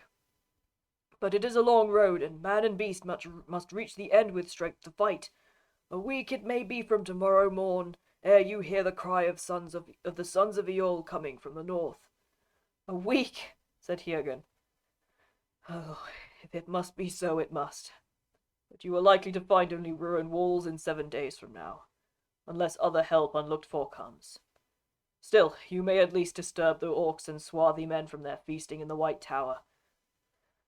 At the least we will do that, said Theoden. But I myself am new come from battle and long journey. and I will now go to rest. Tarry here this night, then you shall look on the muster of Rohan, and ride away the gladder for the sight, and the swifter for the rest.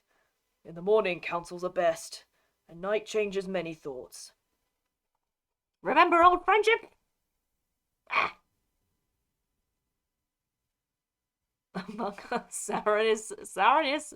Listen, Saruman is sus. Saruman is sus. Like I know Sauron, but like I think Saruman also. I think we've got two. I think we've got two imposters over here. um. With that, the king stood up, and they all rose. Wait, no. I stopped for a reason. Vote white. Yes.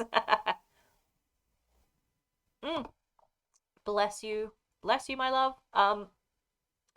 Uh, this is so interesting. There's so much that goes on in here because again, like Denethor, like what Theoden means there is Denethor did not send a rider until he knew that Theoden was available.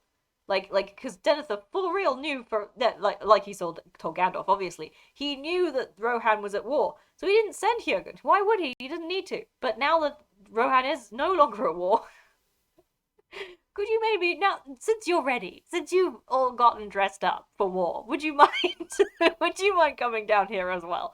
You know, if you're spoiling for another fight, if it hasn't satisfied you yet, maybe maybe come along and we'll do this as well. And also, potentially, you should probably be inside Minister babe. You should probably be inside Minister that this all comes crashing down. Because if you're not in here, we're gonna have to close the gates, and it's gonna be bad. He's trying to help. Denethor is always like fucking Gandalf. Fucking oh, you don't think of anything but Gondor. Yes, he does. Shut up. I hate him. That's for the next episode. We're not gonna get into it yet. That's for the next episode and the next meme. But exactly, bestie, beloved, and like. Where did we? We're gonna have a minor, minor, small, just a little one, for me, because it's my stream. Film bashing moment. Where was Gondor when the Westfold fell? It was doing its own shit. Number one, and also Peter Jackson. Peter, beloved, where did you get this idea? Even though I'm like critical of Theoden, he's still ready to come. Like he's still gonna come, whether or not he's at war. He was like fully ready. Like where in this section is it like, oh no, Theoden doesn't want to come? He didn't. He didn't read the books. He didn't read them. Sorry, Remy. He didn't read these books. He didn't. He had other people read them, and then he vaguely got the I'm so sorry. He watched the animated films. And then kind of mishmashed it together from there.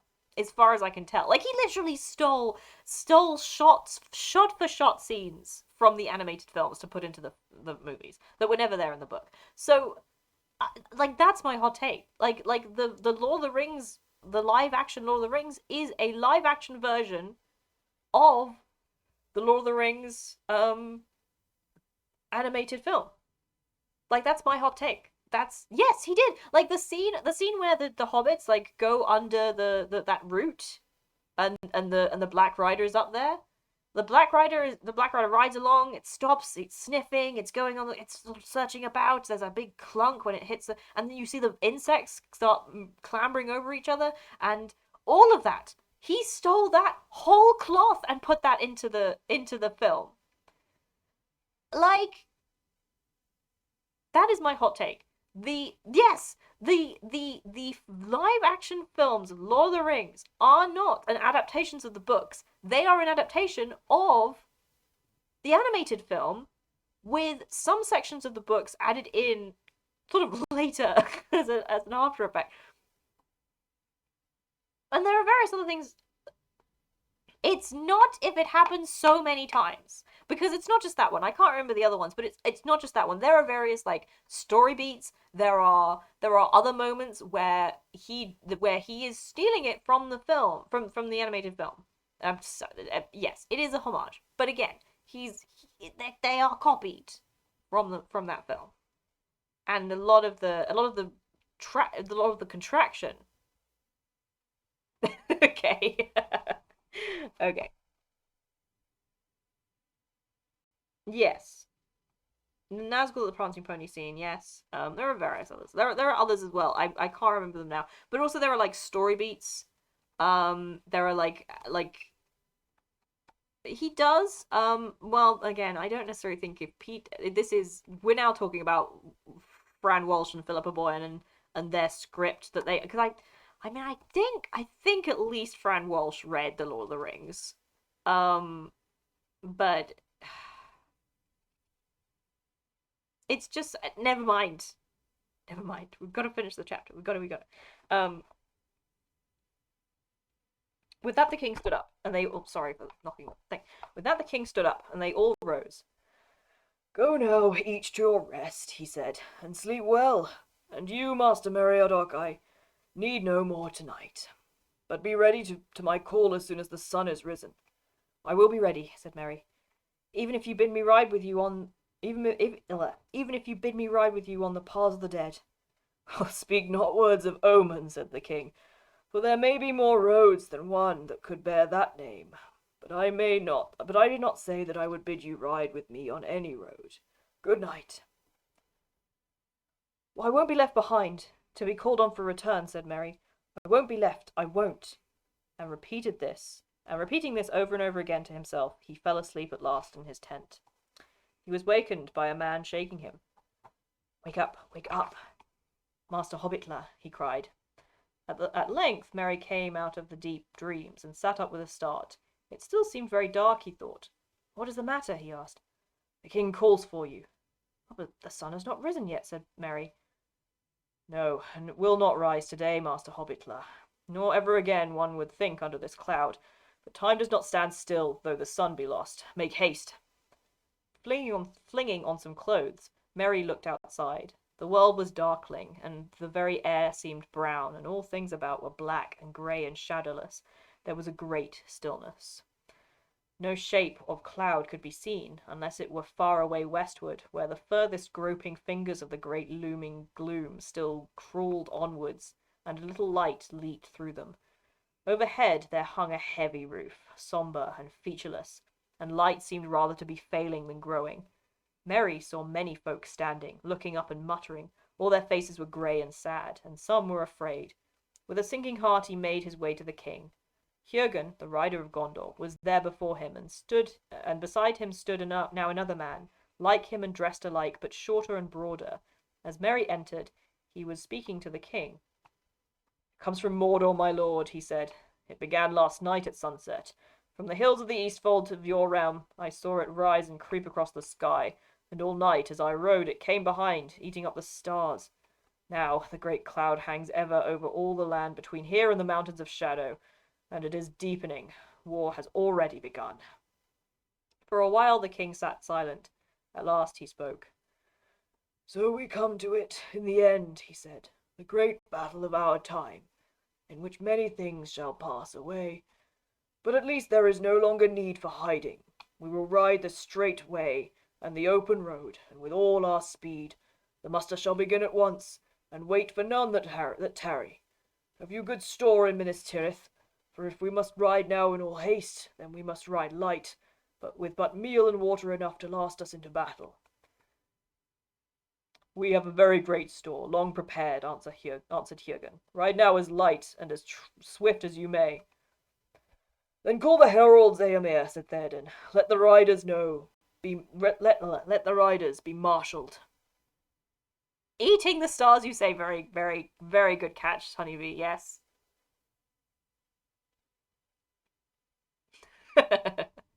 Thank you. Oh, was it Philippa Boyens? Ah, that makes sense. Okay. Blah blah blah. Yeah, then call the marshals. Let the riders be marshalled. Eomer went out, and presently the trumpets rang in the hold and were answered by many others from below. But their voices no longer sounded clear and brave as they had seemed to Merry the night before. Dull they seemed, and harsh in the heavy air, braying ominously. The king turned to Merry. I am going to war, Master Meriadoc, he said. In a little while I shall take the road. I release you from my service, but not from my friendship. You shall abide here, and, if you will, you shall serve the Lady Éowyn, who will govern the folk in my stead. But, but, Lord, Merry stammered, I offered you my sword. I do not want to be parted from you like this, Theoden King, and as all my friends have gone to battle, I should be ashamed to stay behind. But we ride on horses tall and swift, said Theoden, and great though your heart be, you cannot ride on such beasts. Well, then tie me to the back of one, or let me hang on a stirrup or something, said Merry. It is a long way to run, but run I shall if I cannot ride, even if I wear my feet off and arrive weeks too late. Theoden smiled. Rather than that, I would bear you with me on Snowmane, he said. But at the least you shall ride with me to Edoras and look on Meduseld, for that way I shall go. For so Steba can bear you. The great race will not begin till we reach the plains. Then Éowyn rose up. Come now, Meriadoc, she said. I will show you the gear that I have prepared for you. They went out together. This request only did Aragorn make of me, said Éowyn, as they passed among the tents, that you should be armed for battle. I have granted it as I could, for my heart tells me that you will need such gear ere the end.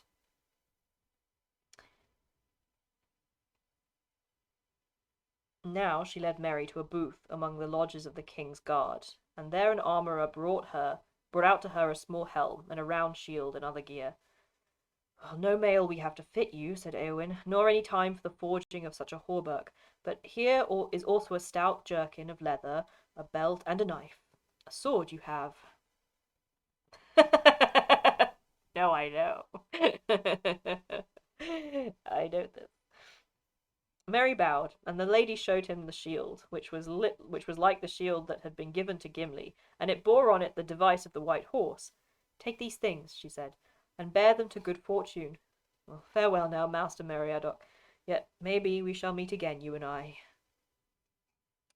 So it was that amid a gathering gloom, the King of the Mark made ready to lead all his riders on the westward road. Hearts were heavy, and many quailed in the shadow.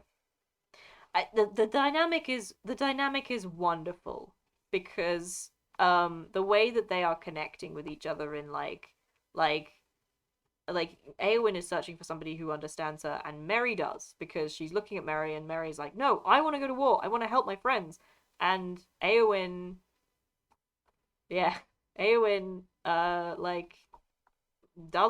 fully does as well. Like that, she connects with that. But again, I will say that it's not a 1-1. It's not an equal like it is with Denethor and Éowyn. The comparison, I mean, like the comparison is very clear with Denethor, whereas anyway, to the point. It's very sweet.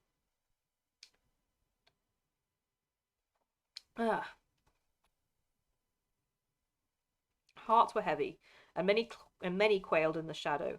But they were a stern people, loyal to their lord, and little weeping or murmuring was heard. Even in the camp, in the hold, where the exiles from Edoras were housed, women and children and old men. Doom hung over them, but they faced it silently. They do, it's so good. 2 swift hours passed, and now the king sat upon his white horse, glimmering in the half-light. Proud and tall he seemed, though the hair that flowed beneath his high helm was like snow, and many marvelled at him and took heart to see him unbent and unafraid. There on the wide flats beside the noisy river, we're so close, were marshalled in many companies, well nigh 50 hundreds of riders, fully armed, and many hundreds of other men with spare horses lightly burdened. A single trumpet sounded. The king raised his hand, and then silently the host of the mark began to move. Foremost went the 12 of the king's household men, riders of renown. Then the king followed with Éomer on his right. He had said farewell to Éowyn above the hold, and the memory was grievous, but now he turned his mind to the road that lay ahead. Behind him Merry rode on Steba, with the errand riders of Gondor, and behind them again 12 more of the king's household. They passed down the long ranks of waiting men with stern and unmoved faces. But when they had come almost to the end of the line, one looked up, glancing keenly at the hobbit. A young man, Merry thought, as he returned the glance, less in height and girth than most. He caught the glint of clear grey eyes, and then he shivered, for it came suddenly to him that it was the face of one without hope, who goes in search of death. Fucking metal as hell. On down the grey road they went beside the Snowbourn rushing on its stones, though the hamlets of Underharrow and Upbourne were where many sad faces of women looked out from dark doors, and so without horn or harp or music of men's voices the great ride into the east began, with which the songs of Rohan were busy for many long lives of men thereafter. It's such a fucking good line. Such a good line, and it gives you such a clear. I have to say, in fact, Spectraling did, I would say, a simply masterful rendition of that line. Like the way you created Eowyn's, like the lighting and her expression is so perfect and so reminiscent of this line. Absolutely like perfect, I would say, in terms of I mean, admittedly I haven't seen that many examples of that line being drawn properly before, but you did it, you got it. Spectraling, you fucking got it, you did it. Like, it's perfect. Chef's kiss. Ideal. So yes, absolutely perfect. I went wild when I saw it first time. Like, yes, you got it. You got the mood perfectly. Couldn't ask for more. I wish I'd remembered it so that I could put it up for people to see. But I haven't remembered it. I'm very sorry. I'll put it up next time maybe. I'm not gonna remember to do that. Somebody remind me to do that.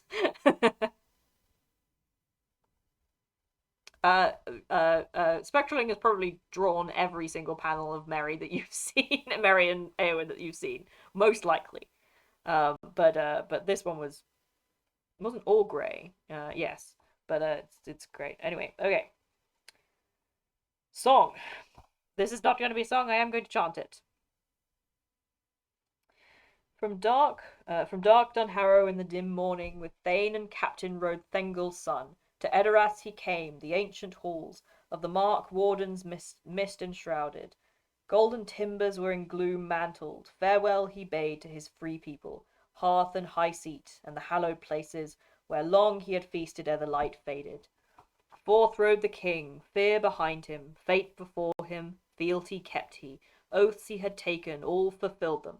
Forth rode Theoden, 5 nights and 5 days, east and onward rode the Eorlingas, through the fold and Fenmarch and the Firian wood, 6,000 spears to Sunlending, Mundburg the mighty under Minduluin, Sea King's city in the South Kingdom, foe beleaguered, fear encircled, doom drove them on, darkness took them, horse and horseman, hoofbeats afar, sank into silence, so the songs tell.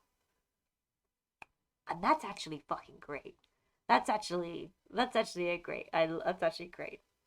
That's great to read. I love reading that. Wonderful to read. It was indeed in deepening gloom that the king came to Edoras, although it was but noon by the hour. Then he halted only a short while and strengthened his host by some 60 of riders that came late to the weapon take. Now having eaten, he made ready to set out again, and he wished his esquire a kindly farewell. But Merry begged for the last time not to be parted from him. "This is no journey for such steeds as Steba, as I have told you," said Theoden. "And in such a battle as we think we make on the fields of Gondor, what would you do, Master Meriadoc, sword thane though you be, and greater of heart than of stature?" "Well, as for that, who can tell?" answered Merry. "But why, Lord, did you receive me as sword thane, if not to stay by your side? And I would not have it said of me that in song only that I was always left behind." "I received you for your safe keeping," answered Theoden, "and also to do as I might bid. None of my riders can bear you as burden. If the battle were before my gates, maybe your deeds would be remembered by the minstrels. But it is 100 leagues, and and 2 to Mundburg, where Denethor is lord. I will say no more. Merry bowed, and went away unhappily, and stared at the lines of horsemen. Already the companies were preparing to start. Men were tightening girths, looking to saddles, caressing their horses. Some gazed unsteadily at the lowering sky.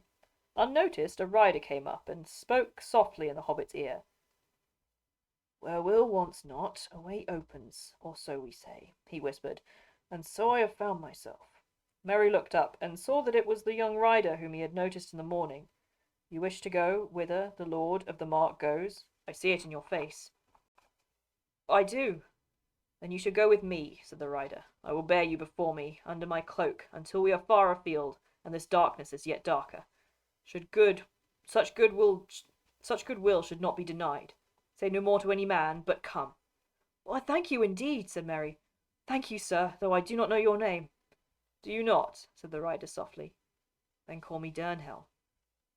Thus it came to pass that when the king set out, before Durnhelm sat Meriadoc the hobbit, and the great grey steed Windfuller made little of the burden, for Durnhelm was less in weight than many men, though lithe and well knit in frame. I wonder. Amazing. Incredible. Who could this be? What a mystery. Nobody could know. Does Merry not know his name? Of course he doesn't. Never met him before in his life. Thus it came to pass that, well-knit frame. On into the shadow they rode. In the willow thickets where Snowbourn flowed into Entwash, 12 leagues east of Edoras, they camped that night, and then on again through the fold, and through the fen march, where to their right great oak woods climbed on the skirts of the hills under the shades of dark Halithyrian, by the borders of Gondor. But away to their left the mists lay on the marshes, fed by the mouths of Entwash, and as they rode, rumour came of war in the north. Lone men, riding wild, brought word of foes assailing their east borders, of orc hosts marching in the wold of Rohan. Ride on, cried Eomer. Too late now to turn aside. The fens of Entwash must guard our flank. Haste now we need. Ride on. And so King Theoden departed from his own realm, and mile by mile the long road wound away, and the beacon hills marched past, Calenhad, Min Rimon, Erelas, Nardol. But their fires were quenched, all the lands were grey and still, and ever the shadow deepened before them, and hope waned in every heart. Shout out to Des. Oh, Des, my dearest beloved Des, who did not know the first time. And you know what? Neither did I the first time. Neither did I. I didn't know either. And when I tell you the joy, the deepest kind of, one might call it euphoria of some manner of euphoria, some manner of begins with a G. When I found out who he was.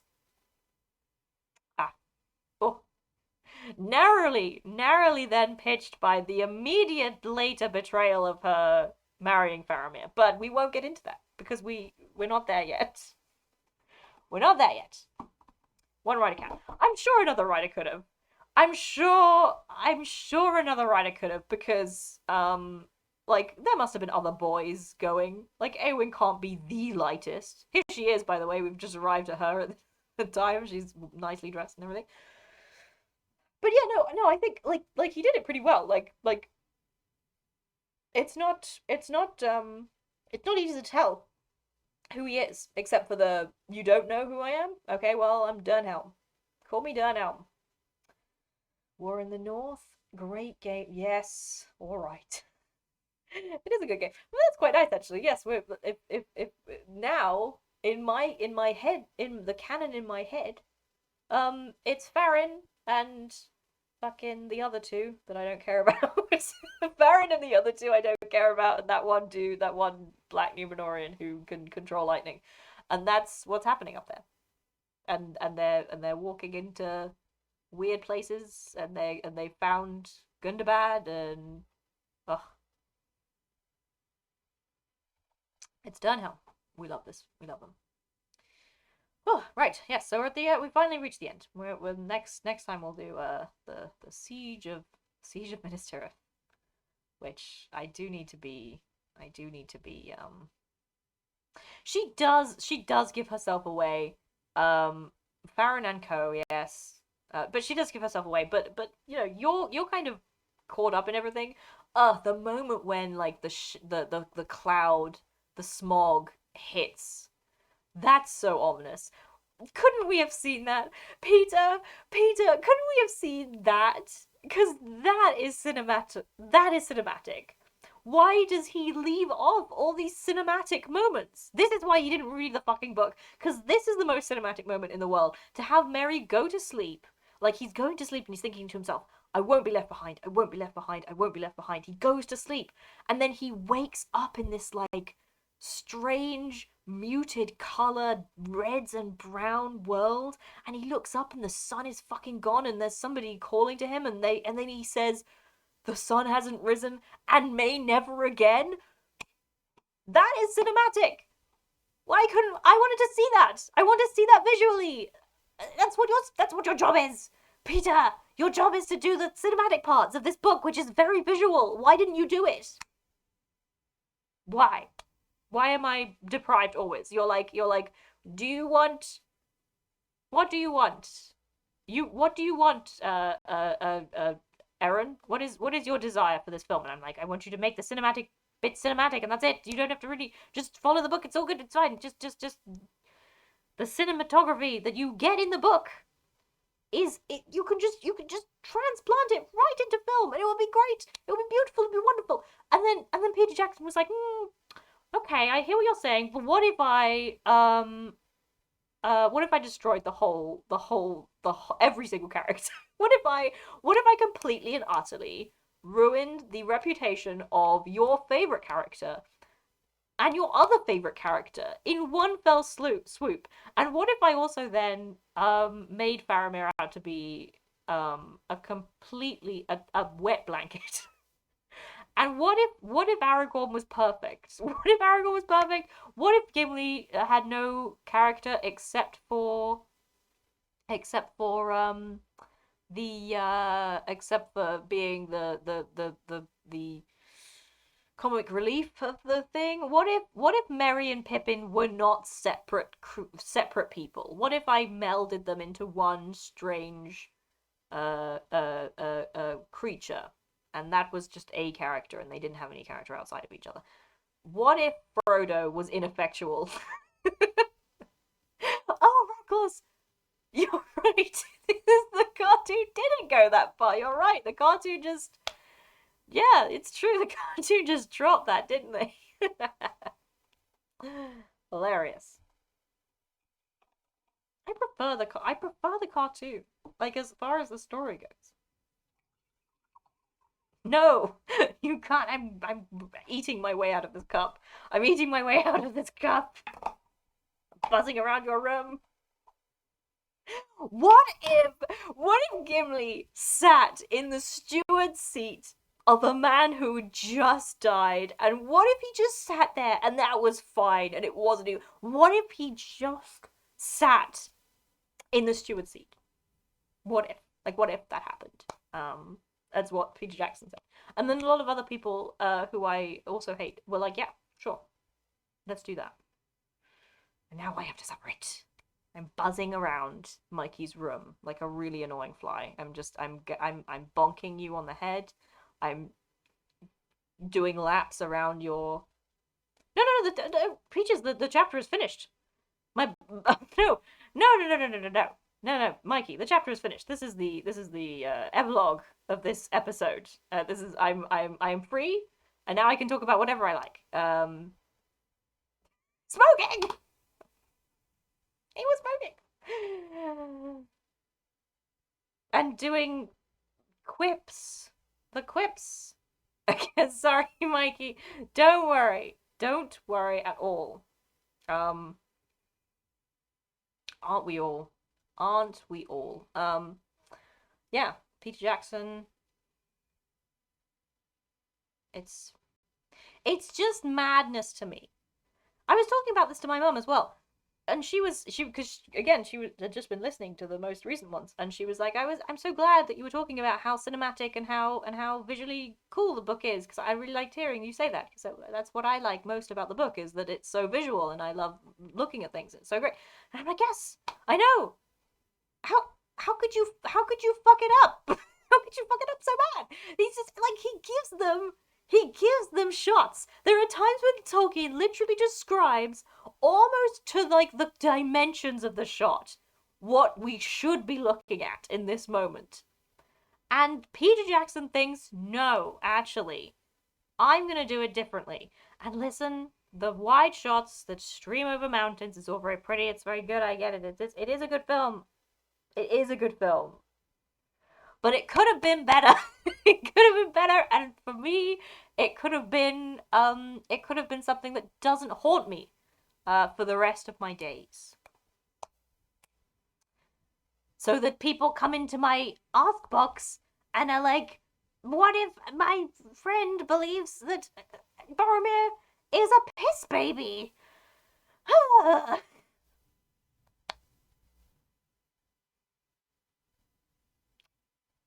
I'm just I don't deserve this. I'm a good person, I think.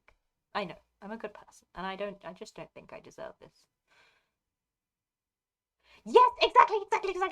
That's literally, Reckles has just mentioned the scene that I am actually also thinking about at this moment. I know I didn't say it, but it's exactly. He literally describes shot for shot what happens to Sauron.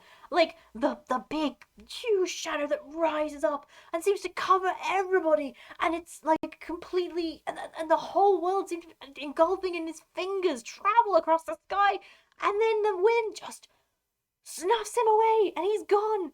That's so cinematic. Why couldn't I have seen it?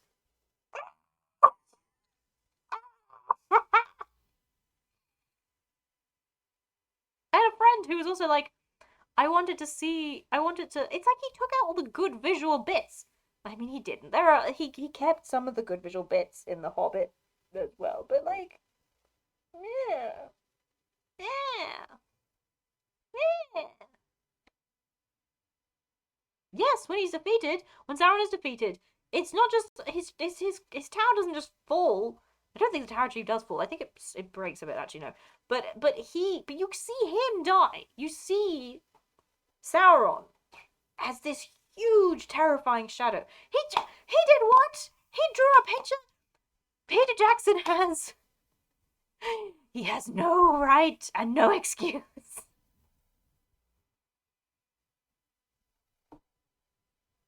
Ugh.